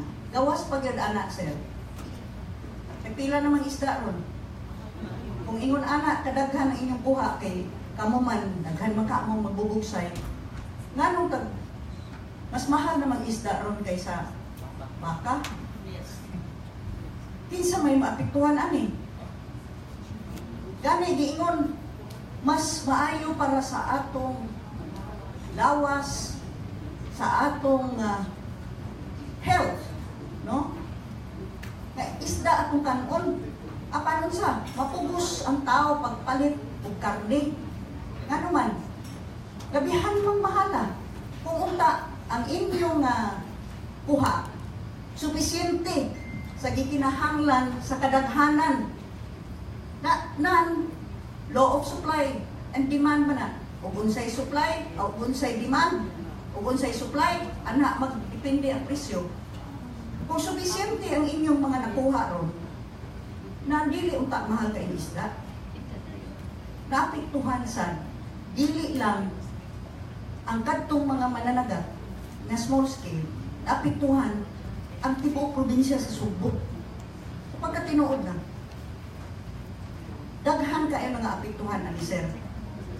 Mao na bitaw nga unta, una-unaon na to, unsa man ang kinadak-an o kinatibuk ang kaayuhan alang sa kadaghanan. Dili lamang sa pipila, dili lamang sa usa ka advokasya bagaha o usa ka sektor. Ang kinadak-an nga o kinatibuk-an ng kaayuhan sa kadaghanan nga mga supuanon. Point taken. Thank you, Honorable Gwen. So another question from Sir Am. Naamang yun din nato ang tagabipas uban nato, no? So ato man yun yung gibitar ng mga government agencies na dunay ng sarang ay katabang nato pag dumala sa tanyo. Ito unang slide. Gusto ko maliwanawan unsa yun no? Kay being the protected area superintendent Tanyon Strait, gusto sa ko maggayran, no? Unsa man yun ang angayan yun natong buhaton, no? So kini BIFAR na mas attorney mauni ang 28,000 ka mga mananagat, gagmay mananagat nga dunay makina nilang pambot gagmay or bugsay-bugsay 28,000 ka pen or more than 0.30 mil. Wa pa sila na ma-restore ng uban. Base sa inyong boat registration nga gitawag og marginal fishermen. Namoy dita ni nga hatag o kuan ani mga gagmay mga isda sa tanyon. Okay, 28,000 or more. Next slide. Kining laing hulagway sakto nang ingon ni Ma'am Gwen napiktuhan, no? Kini bang nitungtong ba sa dako nga panagatan, no? Nga may claim sa sila nga mga gagmay mananagat, no? Amo ka base sa atong balaod na may bipan nato unsa may tawag ganon nila mga marginalized fishermen kanang worker sa tag-iyas panagatan. So unsa man yun siya? Mo na kung gusto mo may bawan ug do na ba mo dita pila di sila kabuok. Mo na ato ang bansa-bansayon kay naay punto si Madam Gwen, no? These are the people mukaon sa di. Mukaon sa di. Para sa ako galing dili ko nga nalipay ko implement nila na padakop dili. No? Grabe na kadakop bukat kay na nga kanang yugo nga gipasan ako, no? Mabita ni patawag og stakeholders forum aron ato dinhing mahimay-himay unsa man gyud angayan atong buhaton, no? I hope BIFAR na ay dita ni pila di kabuok di sila ni mga either marginal fishermen sila or fish worker aron atong malantaw no unsa una to pagtabang ni silang napikuhan. So that's all, ma'am. Thank you, Sir Am. I believe, sir, na kinahanglan mo go back gihapon ta sa definition gihapon nga gi-provide sa law kung ang kaning unsay classification aning mga gagmay nga mananagat. So ang giingon diri sa balaod no 8550 as amended by 10654, ang commercial fishing is any form of fishing nga beyond subsistence na. So beyond na nga kanang di pang negosyo na siya, dili na siya, hindi na siya yung for subsistence na daily for consumption lang ng mga mangingisda. So, ang measurement ana is above 3 gross tons. So, kung above 3 gross tons ka, considered commercial fishing na ka. And below that, municipal. So, kato na lang siguro, anha ta magsugod, sir. And with regards to the data, naa siguro yung data ang BIFAR ana, di ko ka siguro kaya di man ko ka speak para sa mga licensing o sa FMRAD nato. But ang both are, which is assigned sa every municipality, for sure na ana sila i-data kung pila ka buok registered na mga municipal fisher folk sa each municipality. So, taken. Sir. Senro, you have a question, sir.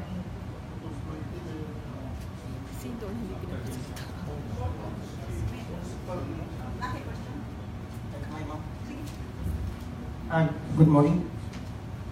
With due respect to our honorable congressman, to my handsome regional director, to our fisheries partner, to our PNP, and to all executive, no, sa local officials, my comrades in Maginar, and SPS, and all friends and ladies and gentlemen, good morning. Magtagling na ako kasi si Red hindi marunong, hindi kasi kuan sa Bisaya. This is not a comment, this is not a reaction, but somewhat a guidance. Now all resources belong to God and belong to the people. When from my childhood up today, I am a local fisherman also. Sa mga nabasa ko sa mga libro sa Amerika, sa Switzerland at iba pa, ang problema kasi dito nakita ko sa question sa fisher port at yung mga commercial fishers. Sa totoo dito, ma'am, yung mga fisherman na mayroon ng mga radar, mga sonar, kasi nakita ko ito kasi fisherman ako. Nang dumating sila sa bayan namin sa Valencia mga late 1980. Kasi ang behavior ng isda sa isang taon, kasalan siya mangitlog, sir. Din pupunta yan sa takot. Yung makaitlog ng mga isda sa takot, yung lumalaki na sila, babalik sila sa malalim. Yun makuha siya sa mga isda.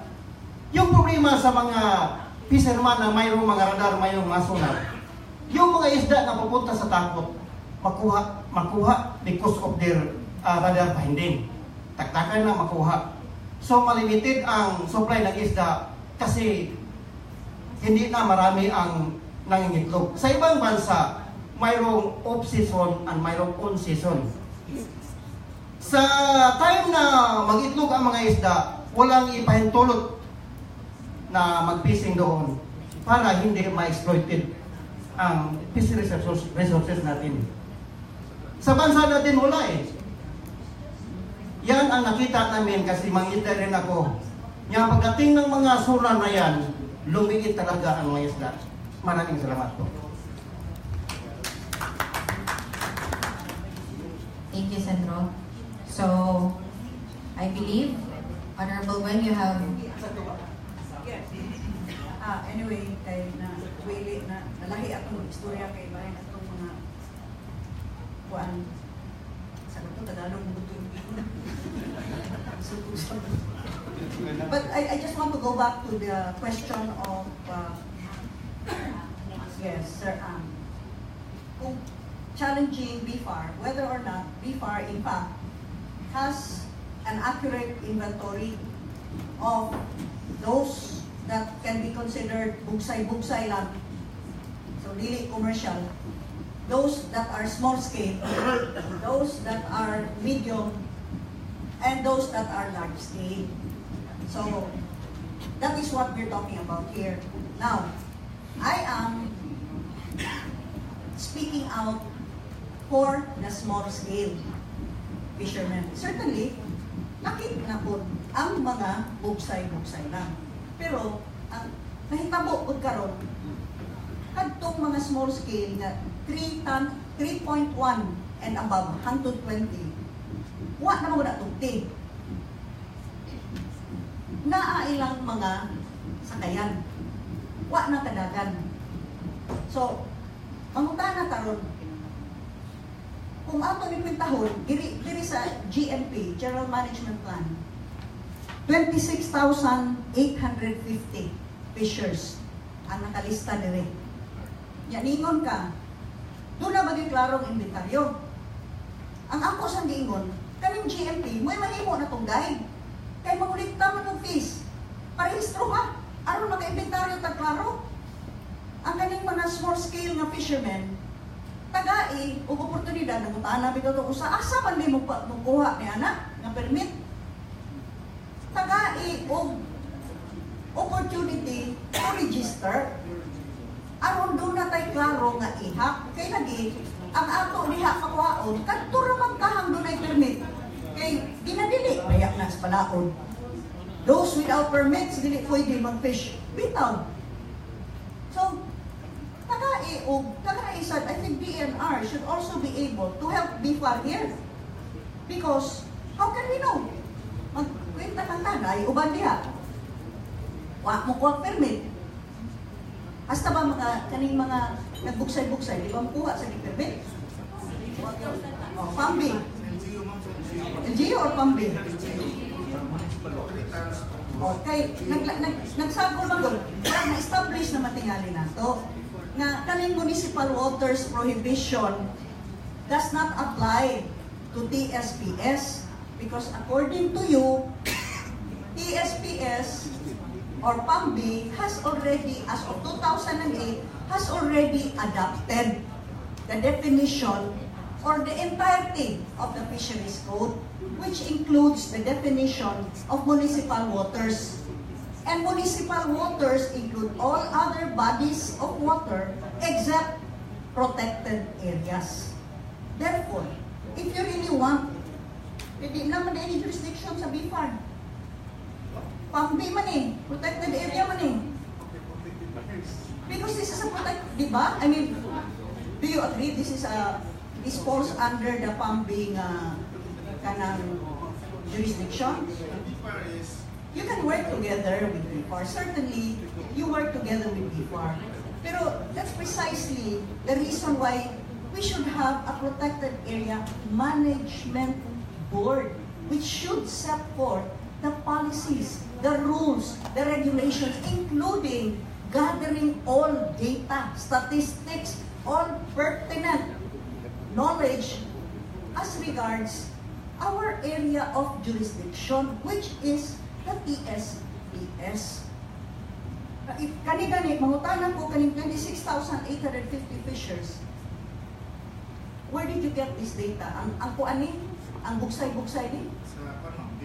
So these are commercial fishers ni or unsa man ni? These are the registered. So naas municipal waters. So buksay-buksay ni. Kaya ngano? At di man allowed under municipal waters ang commercial. O buksay pangbot basta below 3 tons. Correct.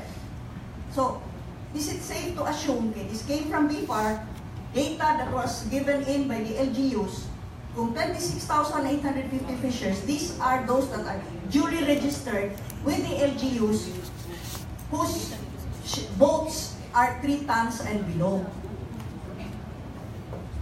We do not have a clear data for those boats that are 3.1 up to 20. And the only way for us to do this is for the PAMB mismo to set a process by which we can collect this data. That is the responsibility of PAMB, in coordination, of course, as always with BFAR. But that is precisely why a PAMB is provided under the NIPAS Act of 1992. Every protected area should have its own PAMB. So perhaps we can start from here on a more positive note. Without getting mixed up in advocacies, let us follow the true spirit of this law. Excuse lang, nakuhaan lang po gamay mo, hatag po kong reaction. It must be remembered kanang basin kay ni-react mo si Sir Am bahin sa kanang BFAR nga wala yung jurisdiction sa TSPS.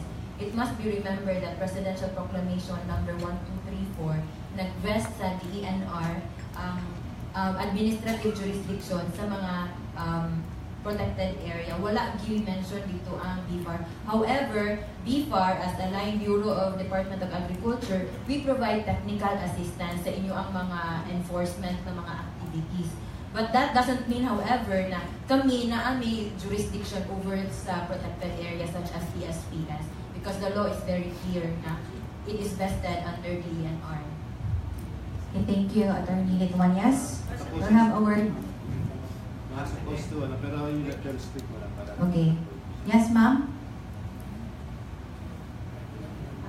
After you, ma'am, we have Sir Don Sokalit. And then after Sir Don, we have, yes, from Oceana. Good morning. I am Mrs. Gigi Papa, the Secretary of BAFOR, an association of the commercial, small and medium-scale commercial fishing vessel operators and fish workers.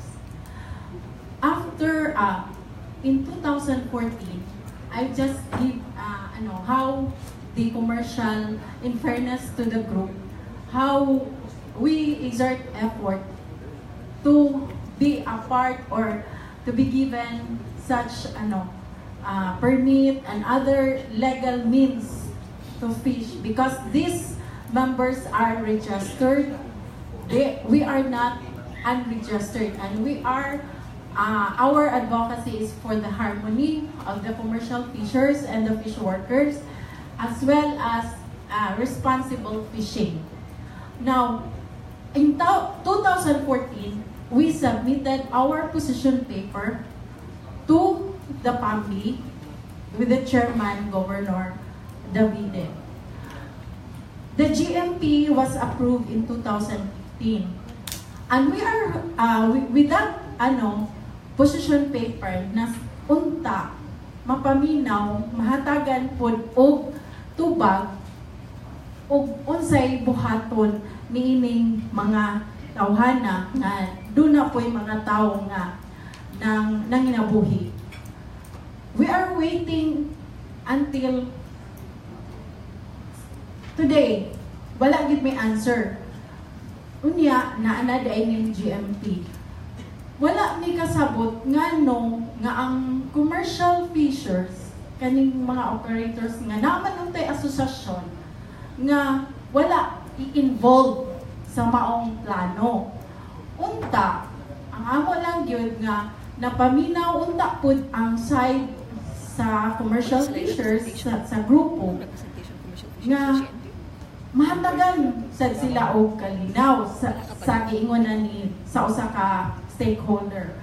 Ang amo lang nga is kung nahatagan og informasyon ang maong grupo, siguro naatay understanding. And ang among gibutang sa among position paper is katong existing nga rehistrado, walay sonar, mora dito unya tungod-tungod. So kung kinsa siya naa siya anong munisipyo ha, anha siya diha. Naami gilay down nga mga kondisyones. Ug nganong wala mapaminaw nga katong ang purpose ni Madam Gwen is mausad unta to ang among puntarya. So diha unta dapita kung alinggatan lang unta to og kanang bisag gibasahan lang unta to yang gitawag ang grupo. Siguro gamay ra atong problema. And we really exerted effort. In 2000, after submitting our position paper, wala may nahitabo. So kami mismo, ang grupo, nangayo, give me og meeting with former Penro. He was there, he promised, kay muatubang ni sa PAMDI, kung unsay among angayang buhaton. Wala, hangtod karon. Now, nakahibaw mi nga inana na di ay. So, nganong dili man apilon ang commercial kay samukay? Or unsa ba? Naangan sad siguro'y punto. Unya, pasalamat ni Gyud ni Ma'am Gwen nga naabot ni puntuha nga naami unya. Naamong presidente, wala siya mo alang-alang og istorya kay kahibaw si Ma'am ang iyaha medium scale pero naanay kanang mga modernized nga equipment pero wala ang mga membro namo nga naana nga mga equipment wala na gyud na magsamok-samok sa tanyon. Ang among gi-fight nga ang among mga membro nga kaning dikatig nga walay sonar kanang mano-mano lang unta gyud nga makapalbalik sila og panagat kay ngano ang uban namong membro labi na gyud diha sa Barile. Daghang pamilya na apektahan. Wala na may panagat. So ang mga asawa mo'y nanginabuhi, nagpa-maid sa syudad. O, wala na mubalik kay Moni. So ang mga bata, so naagya po'y epekto sa social. So, ma'am, basig napakay ikadugang para mausa na lang. Mayong unto ka na itong tanan. Ilabi na sa atong Congresswoman Gwen. Ako na in behalf sa membro namo sa Visayas Alliance of Fisher Folks and Operators for Reforms. Ako lang ipangutana, kay doon namin gisubmit nga papel lagi, gani si Gigi na sayo, nadawat niya sa opisina ni Governor 2016. Dili na ako gobernador. Oo, dili na ikaw gobernador ako. Pero, doon ay gasulti na mo ang pero sa una, nga pwede mo makapanagat mga yung permit sa pambi. Na ganit may gipadang suwat sa pambi, nga palihog paapilami. Paapilami, wala jud may gitubag. So, morning, nasad ko ipangutana o kinsay in charge ron sa pambi, kung unsay gihimo sa commercial fishers nga pagpasabot, pag-abot sa 2016, dakupon lang og diretso nga why i-presentar og nga no naa sa commercial tinuod nga dili ang pagpanagat sa municipal waters, pero naa sa seksyon nga gitugtan. So ang amo objective sa BAFOR, harmonious relationship with the marginalized fisher folks and the commercial fishers. So, bisan gani nagtapad mi diri ha. Ikaw masya nga dito mag-away. So, naghangyo lang ko sa mga marginalized fisher folks. Ang balaod tinuod municipal waters na ang pagdili na. Pero, salamat Madam Gwen, you are the light at the end of the tunnel, na ikaw ra gyud mo paglaom nga ma-review og maaminda og unsay naa sa BFAR nga atong fishery code. Kay ang balaod ganaana dili na mausab pero maamindan. Depende sa sitwasyon sa ato arong pagkabutang sa mananagat nga murag ikulban og kon. Wala ko managat diha sa PSPS kay kahibaw ko I belong to the medium scale. So, in behalf lang sa among membro nga lisod, naghangyo ko sa kong tapad nga aduna tanan ni sulbad pinaagi sa payaw. Kay payaw is a fish aggregating device. Sa amo sa Bugo, dako kay nang sulbad sa among problema. Una, makabenepisyo ang gagmay mananagat. Kaysa through hook and line, sa imong payaw, dako gyud kay siya makabalik ang sustainability. Kay ang payaw mo ay pasilungan sa gagmay isda nga kaunon sa pelagic fishes. O ang planktons makapasilong diha sa payaw. So, maingon man siya, ato lang yung bahin-bahinon ang atong natural resources, kaya lang may mag-away. Pero di lang sad may magtipon, kaya basta masuko ang akong bana. Kaning, hindi na may mag-away. Pero, ako lang hangyo siya, gihimo na dahil nila sa una. Ano na lang, ang mga commercial fishing boat operators, ayaw na mo pagbutang og payaw. Ay bada sa marginal. So, make it as a cluster gihapon, kada payaw ni makabuok nga makabenepisyo og una ang mga marginalized nga nagda payaw. Pero puyag lang sa amo sa Bugo. In 10 years time, nagsugod mi og payaw 2008. Last 2017 December, naka-earn yun ang payaw 9,689,000. Tinuod yun na. So, ang mapapayaw, na sila gipahimo og balay, gipa-repair sa ilang bay, gibay sa eskwelahan. Kung mananagat ka, makakuha kang 3 kilo, pauli yung ka sa inyo. So, dili na sufisyente nga makahatag og pagkaon sa tibuok Cebu nga mga populasyon. So, naa ang commercial. Pero, ato lang ibutang nga kung territorial, mahinan yun nimo o baligya ang municipal din Kamanagat. So, para karon hinaot, madunggan, unya, ang akong pangutana ni Mr. Lindio, wala pag-reach out o usay buot ipasabot ngadto sa atong commercial fishers nga anaa sa Tanyon Strait? Thank you ba?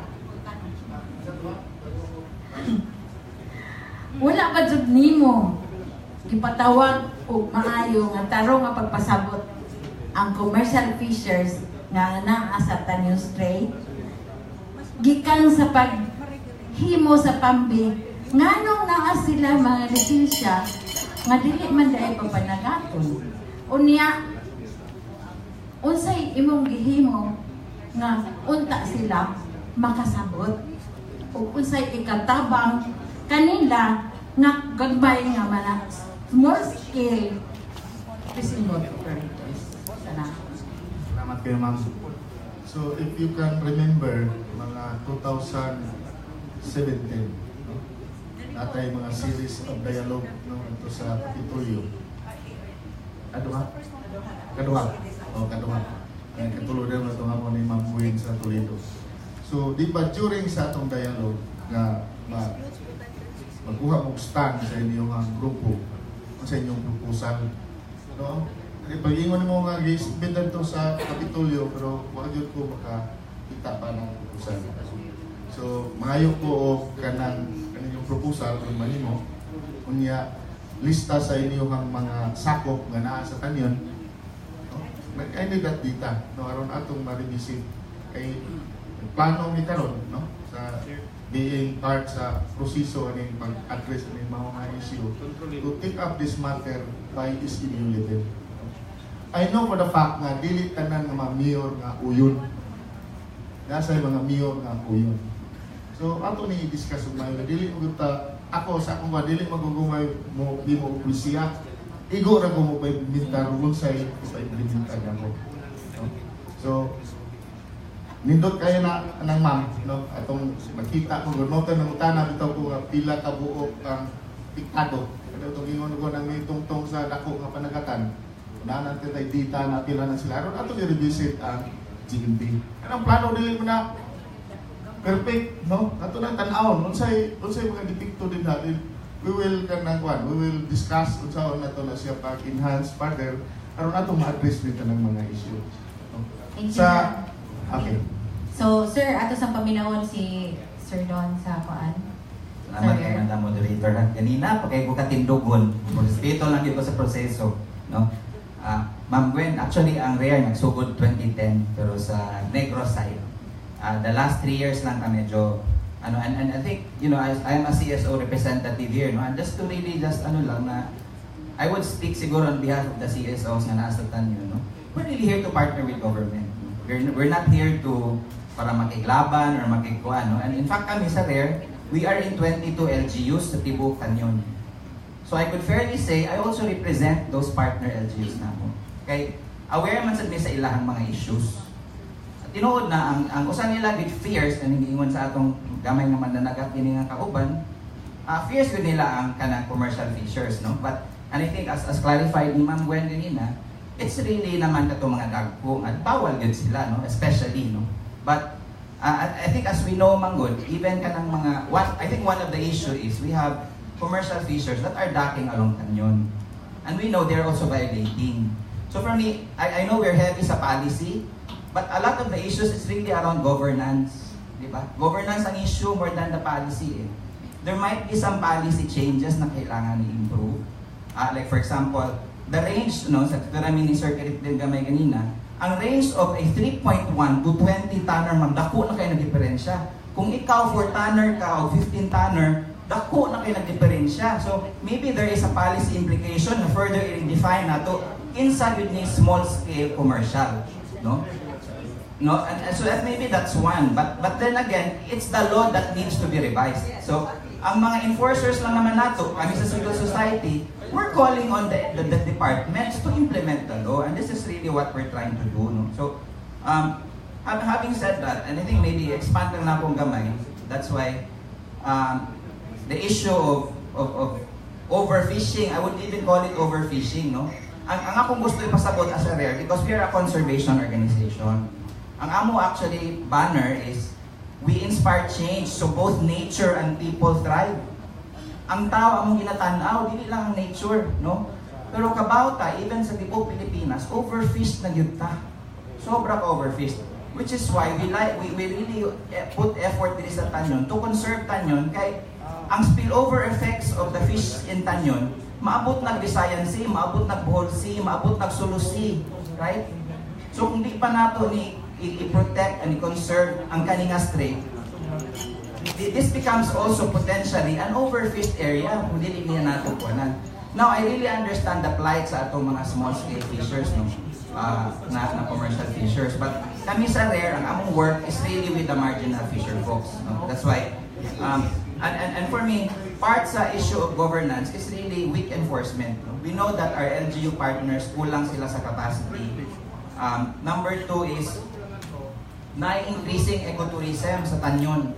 No? We're just talking about commercial fishing. That's why I'm coming here as a stakeholder to also put on the table the other issues kasi dili man lang ang fishing ang issue, no? Daghan na kay illegal structures in Tanyon, right? That's number one. Grabe ang ecotourism, no? So, what are we doing also on that front? Ikaduha, kana lagi, and ecotourism for who? Sino ang nagbenepisyo? Ganapisyo ba ang mga communities? There are some, but mostly it's the private, no, organizations. Ato pununta na siyang tanawon, no? Ang issue of illegal fishing is not just that any forms of illegal, we know that destructive and so on, and katong ginabawal according to law, no, to commercial fishing. So, going back to the governance, I think through our partnership, no, na-improve naman actually. I would just like to recognize that this is not even a question, but I think this is a forum to also share gains na to. No? Kasi over the last 3 years, laga nakita gains na improve na ang relationship between the LGUs and the PAMB and the DNR. No? Dako, kaya na through our work with our 22 LGUs, I can really say na grabe na ang kuan. And we have actually 12 ma'am sa Negros, 10 sa Cebu. No? We have 10 sites in Cebu. And I guess for me lang, ang ano lang nako, hopefully ang resolution around allowing the small scale fishers to be maybe there should be a round of process, no, to listen, and that's why this is a good start. And if it's within the law, then we respect the law, and it's now, that's why for me balik ko sa governance issue, it's in the GMP. If we need to revise the GMP, if we need to work together to make sure that the GMP is improved, I think for me that's one way we can resolve the issue moving forward. And again, and again, I'm not nitpicking on DNR and BFAR also, but I think that's also a dynamic really that hinganlan hopefully ma-resolve, because sometimes we feel, no, as a civil society organizations na nagtuturuan ba na dili niya na mo jurisdiction inyo na, so I think to the point we've discussed na closer coordination of both agencies, no, and for BFAR especially also to be a, and we know very supportive naman in terms of technical assistance and so on. Maybe just to end lang, yes, ang kanang FADS, no, fish aggregating device, man, kami manggod, one of the things that RARE really provides sa LGUs is katong giingon nga science-based. We actually do a lot. So for me, for us, it's important na that's why BFAR comes into the picture, because I don't know unsa na ang status sa fish stock assessments in Tanyon. Because for us, that's important, ma'am. Diba? Unsay isda nga nasa ilawom. Kaya kung kibaw ta nga overfish na, kulang na, then maybe some forms of, or even commercial fishing, currently, maybe not a solution. No? So I think we need to look at the issue holistically. Dili lang ang legal. Legal is just one. No? So, tanaw na itong siyensya. So, muna among ginapangayo sa BFAR, asa naman ang fish stock assessments? Huwag man takibaw, di ba? Kung muhimo ta og programa, management programs, it has to be evidence-based. Di ba? Kung muhimo ta nga wa na isda, anong samot pa noon atong pasudlan o commercial fishing, any forms, no? And that's why it's governance, because it's also up to our leaders kung ano ang alternative. So, kung at this point, pagbawalan natong certain forms of fishing, unsay available support mechanisms for those affected. It's just like the Boracay issue, di ba? Kung i-stop, unsa may safety net sa mga tao nga maapektado. I think that's why it's a governance, it's a holistic to the problem. Dili lang nga legal ang tatanan. Kaya kung legal tatanan, wala mahitabo. No? So for me, that's really, it's not really a big and this is just a reaction to what has been discussed, because I'm hoping lang we look at the issue broader, and there are other related issues that will really also stop us from managing this beautiful resource, no, effectively. Thank you. Thank you, Sir Don. I would like to give the floor to the Oceana. Magandang umaga po, magpapaumanhin ako, Tagalog ako, pero nakakaintindi naman ako Bisaya. RD Gonzales, Congresswoman Cleo, everyone. Siguro, mahirap rin talaga kung laging batas na lang tinitingnan natin, pero tingnan natin muna yung progression ng pag-uusap, kasi kung mag-stick tayo sa batas, ganito yung dinaanan natin. Sinabi natin na meron tayong Fisheries Code RA 8550. Ang Tanyon was declared as a protected area under the NIPAS Act. Therefore, hindi applicable dito yung municipal waters based on RA 550 kasi protected area siya under NIPAS. Pero, bakit tayo nagiging selective? Ni-raise ng kasama ko kanina na si Jenny, under Article 3, ang RA 10654 may applicability on all waters ng Pilipinas. So, bakit natin ini-ignore yun?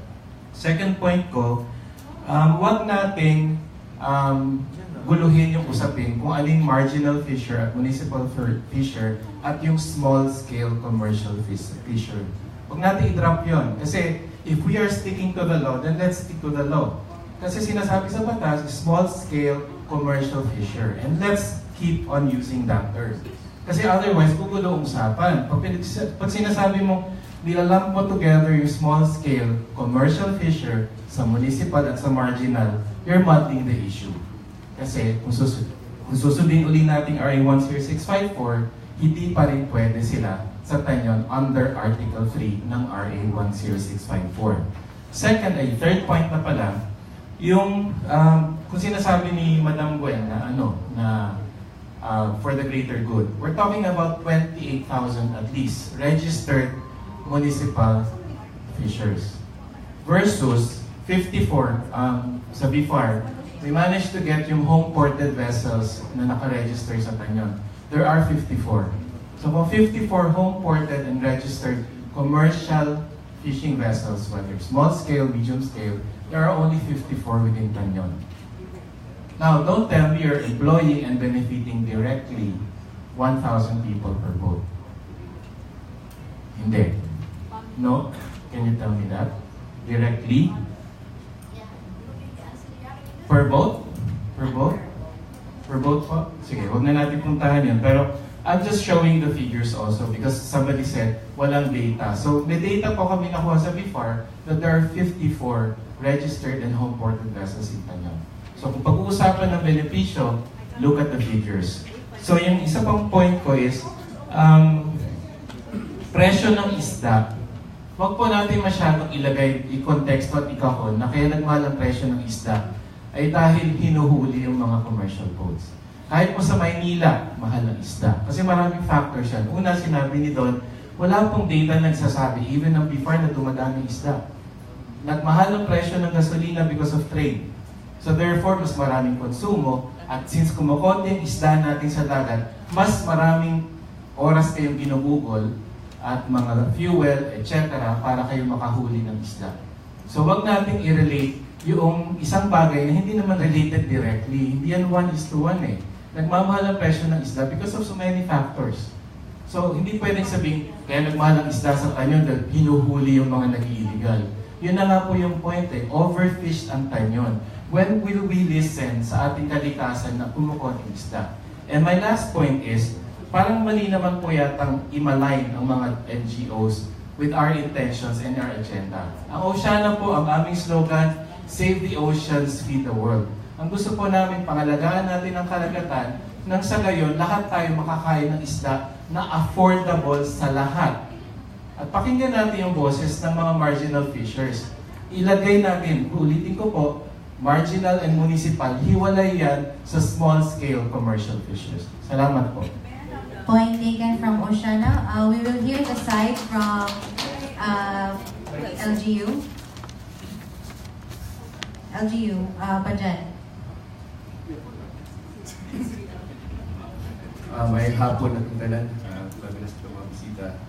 we have some municipal mayor who is they elected just a few years ago. Hindi kasi kasubad siya tapos sa dagat sa Badyan.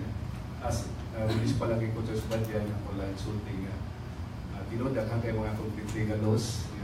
Saya ang NGO mo ay implementor, maglaban ako sa na kanya na ba kay mga conflict ng mga balaod.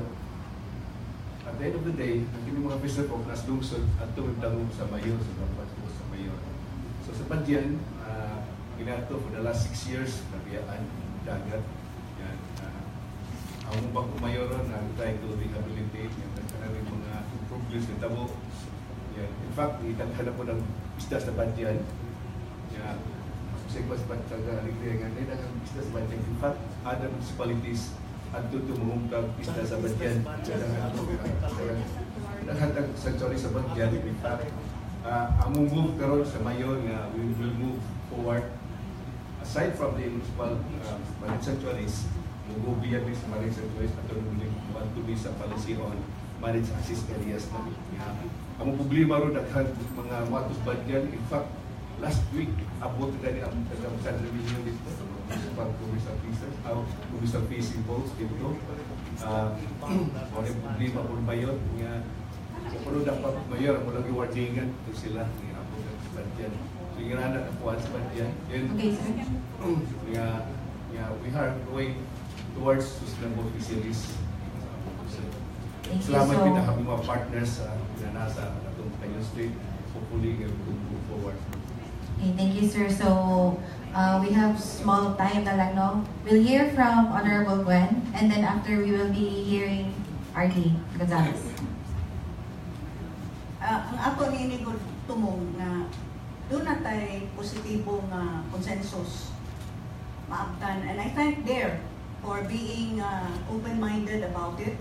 In fact, let me take up that very point that you pointed out regarding whether or not the decrease or reduction of the supply of fish in the Tanjung Strait is evidence-based. Yes, Is there... Yes. We have research. Yes. Sa mga munisipyo that we have. May I finish?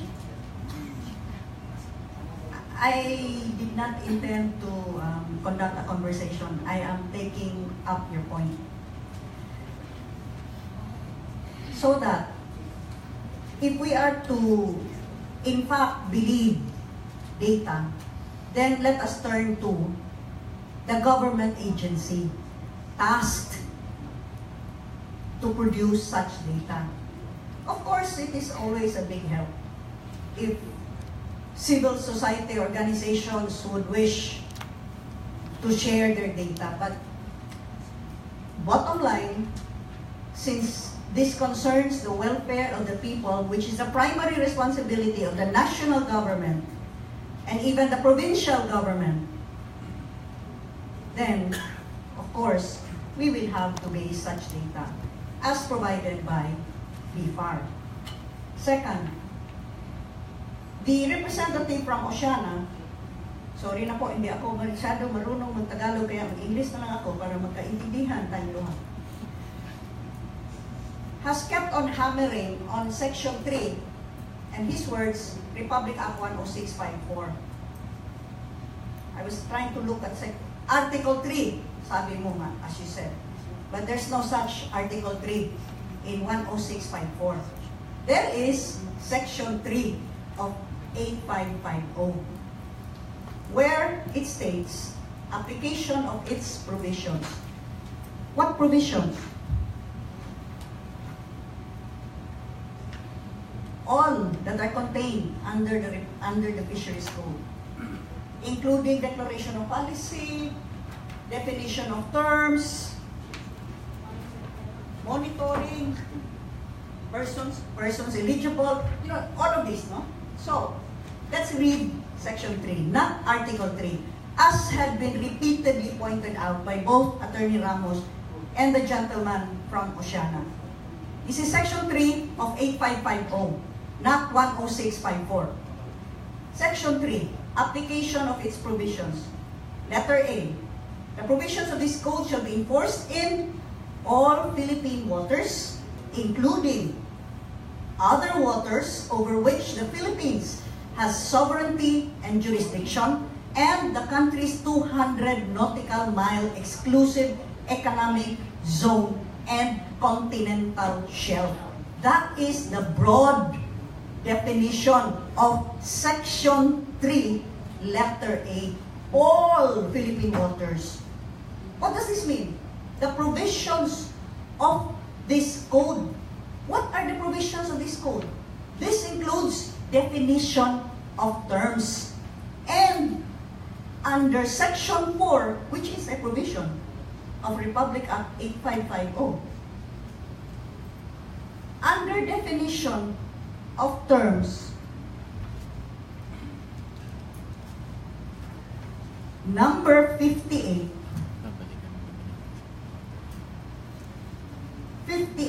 refers to municipal waters, which includes all others. I've already stated, I will not belabor the point, except protected areas.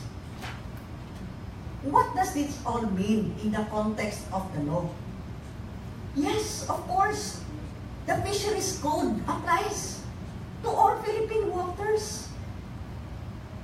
Because we cannot have a fisheries code which should also apply to Guam or Guatemala. It can only apply to all Philippine waters. Now, what are the Philippine waters? Under the definition, you have such a thing as the municipal water. What is a municipal water? That which is not defined in the protected area definition within that scope. Why? Because if we are to take this limited insistence that the provisions of this code applies to all Philippine waters, there is no such prohibition. No such prohibition against small-scale commercial fishing, specifically under 8550 or even under 10654. Why? Because commercial fishing is only prohibited under municipal waters as defined by the same law, which is 8550. Thank you for your very sweet smile, Attorney Ramos. You're welcome. Yes, and I appreciate your, I don't know if that is a sarcastic reply, but thank you. Polite po. Now, how shall we arrive at a workable solution without resorting to such a negative approach against small-scale fishers?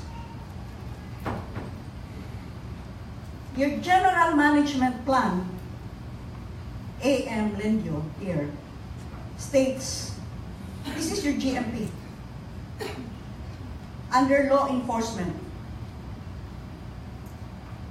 objective 4.4, reduce pressing threats to biological diversity by at least 90% from baseline through co-management, law enforcement, and climate risk reduction and adaptation. I wonder if, has anybody read through the entire GMP? Because the representative from there insists that such prohibition is under the GMP against the small scale. I have already pointed out, ningon ako kaganina, magbinisaya na lang ko gawa ng pagtubag. Ningon ako ganina, kung wa ni tugti, nga nang mangurikta man ta, o fees, punan pa ni. And to answer the question of TSPS Lindio, asking BFAR, kung doon na ba sa inventaryo, kung pila ni kabo, kung dili ta mag-confuse ha, kantong municipal fisher folk, kantong marginalized fisher folk, kantong small-scale fisher folk. Mismo sa GMP, ni agree. Reduce illegal, unregulated, and unreported fishing within TSPS. This will be reduced through the following target activities. Inventory, number 1, inventory of all commercial fishing vessels. 2, implement the vessel monitoring mechanism and or appropriate technologies to monitor activities. particularly commercial scale fishing boats, including the 3.1 gross ton and above home-based along Tanyon Strait. Artisanal should also be covered when cost-effective. Kung sa may boat ipasabot ni ini, mismo ang General Management Plan nagihimo sa PAMBI, nagaingon nga ang PAMBI mo mag-inventaryo. Kung sa may ilakip kadtong mga commercial vessels, yaman diri. This includes, there is no prohibition, it's an inventory. Unsa may illegal. Ang kadtong unregulated, unreported, why permit? Mo na illegal. But, i-monitor ang tanan, ganun, ginakit man nga i-monitor ang fishing activities, particularly, it does not say to prohibit activities, particularly commercial scale fishing boats, giingon to monitor, nga naman, para makita kung gisunod ba. To monitor, particularly, to monitor activities, particularly commercial scale fishing boats, including the 3.1 gross ton and above home-based along Tanyon Strait. Moto ang gisulat nila. Kay, you say, sabi nyo sir, ingon ka, that there are many factors affecting the price of one. I come from my own district. I monitor Toledo City and all the other markets. That is the only thing I hear, that ever since small-scale commercial fishing was disallowed, the price of fish has gone tremendously up. I am there. I speak with these people. Siguro you might not believe, but that there are two mayors here, they know how I go directly to the people. I will even eat sa merkado. I eat there. I know for myself. So please, do not question my own established experience and data about what is happening in Toledo, in Aluginsan, in Barili, in Pinamungahan, in Asturias, in Tuburan, in Balamban. I know that. It is not other factors. If we go into this discussion of other factors, then let us bring in the economists, let us bring in the financiers, let us bring in what? Maybe the parish priest? The obvious reason here is small-scale commercial fishers have been disallowed. They are getting apprehended. It was pointed out, ipagawas na, home-based ang ilang gihangyo. And in fact, these are among the LGUs. Nga ang tugtan ra, kadturang, kung taga-tuburan, giha ra siya sa tuburan. Kung taga-aluginsan, aluginsan ra. Kung taga-Barili, diha ra sa defined area sa Barili. Mo na home base, dili nga kanang mahitabo ang taga San Remigio, niabot na sa Badyan. Mo bitaw na dakpon. Katong gobernador pa ko, kay bao mo ani, stricto kayo ko ana. Amot lang ka sa inyong gobernador ron. But that is another problem. You speak of LGU monitoring. I think the two mayors here, whether they like me or not, will have to agree that during the time that I was governor, inoon ba, Mayor Noni, I closely monitored and really marshaled all forces, getting the cooperation of all mayors to see to it that these destructive fishing activities be immediately stopped and even penalized, and to keep away these commercial fishers coming from other towns to invade your own waters. What are these small-scale fishers asking for? Home-based, and I believe that is recognized in your GMP. Di ani, nabasa ninyo? Di ako, basa ako na ko usab. particularly commercial scale fishing boats, including the 3.1 gross ton and above, home-based along Tanyon Strait. And so I would propose, right now, by the very definition of 8550, small scale has a wide berth from 3.1 to 20. Diba? Lapad kayo. Unless and until we really sit down, listen to the inputs of these small scale fishers, and even including ang lakip na to, ang mga bugsay lang, let us come up.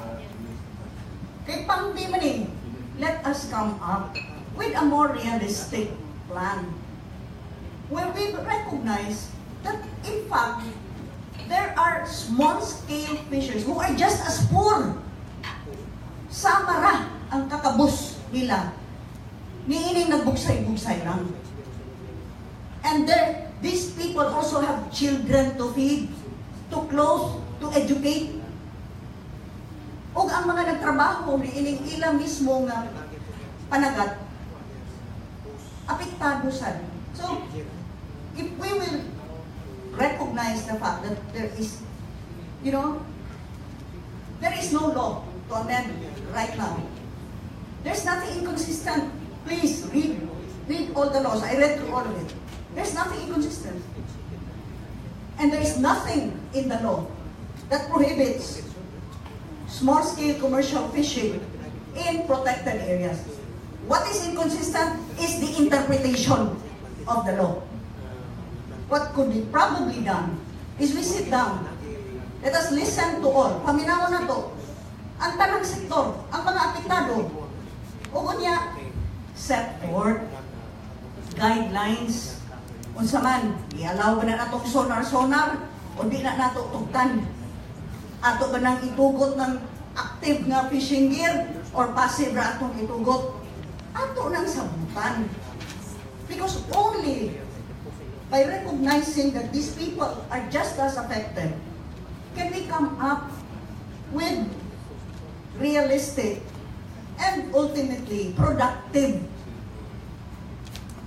policies. So that is all that I ask. RD, rest assured, for as long as walang wise session or I will try my very best. If you would call another summit together with, and please, I would ask all fishing folks, apil ka sa imo sir, mga magbubugsay, maminaw sa ko. Katong gobernador palagi ko, maminaw ko sa tanan.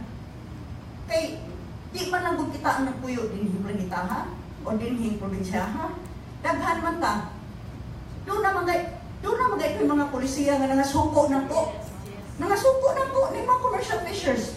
Pero saan taman, nangita ta the greater good for the greater number. And I know what I'm talking about because I was a governor for 9 years and I did my darnest best to do what I could do for all Cebuanos. So this is my plea. Let us call another summit or with all stakeholders. Let us still invite ang atong mga CFOs with all the government agencies. But please, let us call atong ilakip ang mga magbubugsay na yun o ang mga small scale. And then let us come up with a clear-cut, realistic, and ultimately beneficial to all na policy because that is the rule of thumb.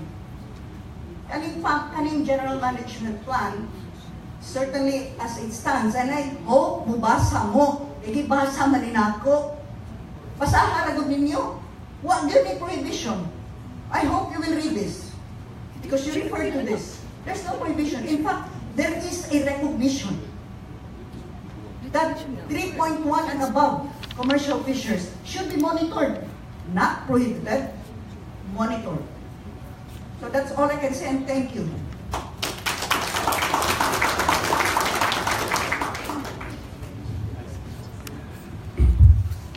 Meron pa ko bang gustong magano? Sige po, ayaw muna.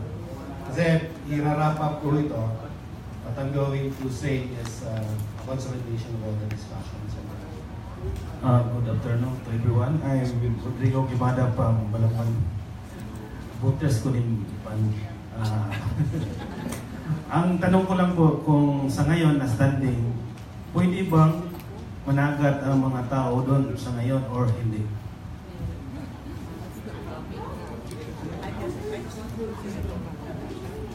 Kasi may nagsabi sa akin ma'am na pwede na daw managat, pero ako, hindi na kayo na ako mananagat ha. I'm engineer in profession, but may mga ano ako doon. May I just answer in behalf of the RD? Kasi he still needs to wrap everything up. And from this, we move forward. Okay? You know very well, I had called for a meeting in Toledo City on the instance of several mayors who were already complaining regarding the apprehension, no? Ipangdakop ang mga mananagat mo lagi. Doon ang pero sa gikiha sa RTC. I-drop na, di ba? Yan, nagguba. Gikan ni Anto, we were able to point out that in fact, there really is no prohibition ni small scale sa pagkakaroon, whether GMP or Republic Act 8550 or Republic Act 10654, which amended certain provisions of Republic Act 8550, which is the Fisheries Code, and even the NIPAS Act of 1992. There really is no prohibition against this small scale. So, ang akong gihangyo sa Director, mahimo ba? As of now, until we come up with very clear-cut guidelines, tugti usa, kadtong mga small scale, nga mga diha mismo ra sa ilang base ra. Okay? Pag-meeting gali namo na taga-Tuguran gusto mo cross dito sa Balamban. And I insisted, dili, home-based with mo. So, muna akong gihangyo. On the other hand, ang klaro mga diri, there is no basis right now. Because there is no prohibition. Balik-balik lang, o interpret sa itong kaugalingon. But as I said, naamang balaod. And I think the Assistant Regional Director agrees with me sa DILG. Even our representative si... Yes, of course, because with reservation ni siya kay PSPS magudi. Protected seascape. That is what I had requested. And you can quote me there. The regional director has not categorically stated. Okay? That's okay, diba? He has not categorically stated na pwede. But what I will stand for also, if there will be illegal apprehensions, then ako utong barugan. Tabangan sa tunako. Ang kadtong gidako nga wala mahasubay sa balaod. So let it stay at that.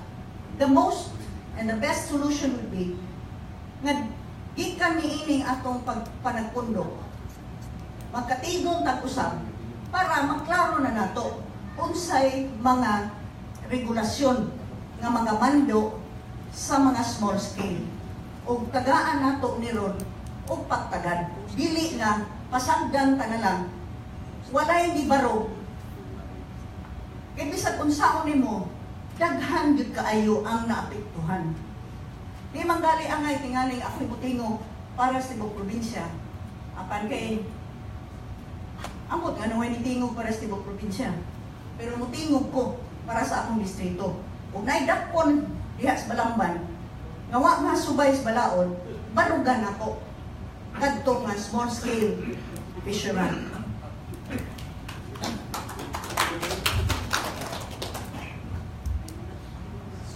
Siguro na pagbigyan na ho natin, magbigay ng kanilang puro-puro, kaya mga contribution. Kaya saan kayo magtatayo muna ako? Kasi hindi po ako natututong mag-Bisaya. But anyway, the very purpose of this meeting was really to get your opinion, your position, and ideas on the issue on TSPS. Gaya ng sinabi ng taga-rate kanina, actually ang issue ho natin sa TSPS ay hindi naman on illegal fishing. Marami pa ho tayo dapat tignan kasi the very intent of the proclamation was really to put harmonious relationship between mine and environment. So there are other stressors that can cause adverse effect on Tanyan Strait. So we cannot leave it only on the fishing issue. Now, kanina, nakikinig ako, marami hong mga magagandang puntos, and we want that to be considered in our GMP. No? The very intention was really to manage the Tanyan Strait.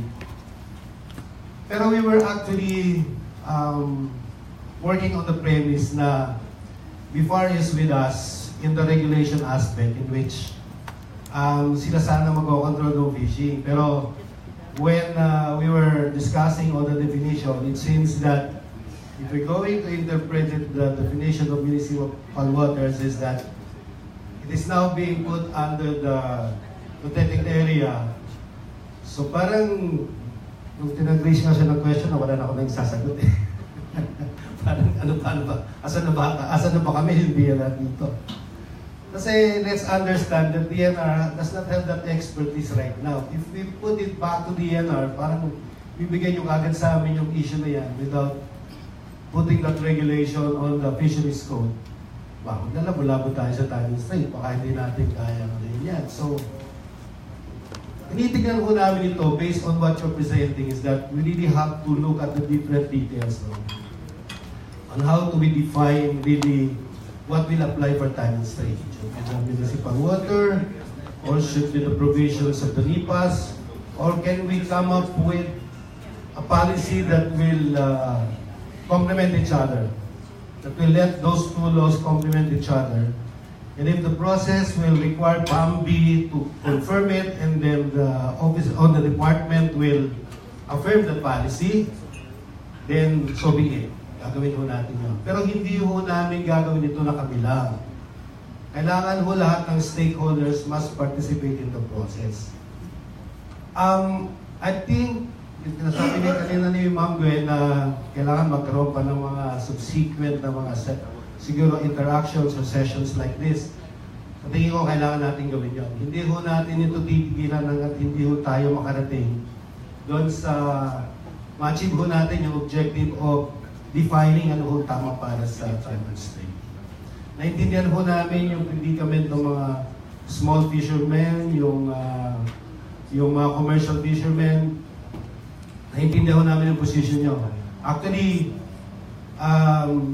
looking at kung saan ho nag-ano yan, ano pinaka-ultimate na magbe-benefit yan, is yung mga tao rin naman eh. I think the reason why we're proclaiming this as a protected seascape is because ang intention nito naman is that we can use Tanyan Strait, yung resources niya, for sustainable use at saka support ng livelihood ng communities around it. I don't think this is being protected to deprived sectors or deprived communities. Kailangan lang ho natin i-define, tama po kayo, hindi ho kailangan puro legal ang tingin natin dito. Kaya sa tingin ko, we really need to apply scientific siguro studies, or maybe we need data that will support us in our decisions. If you're talking of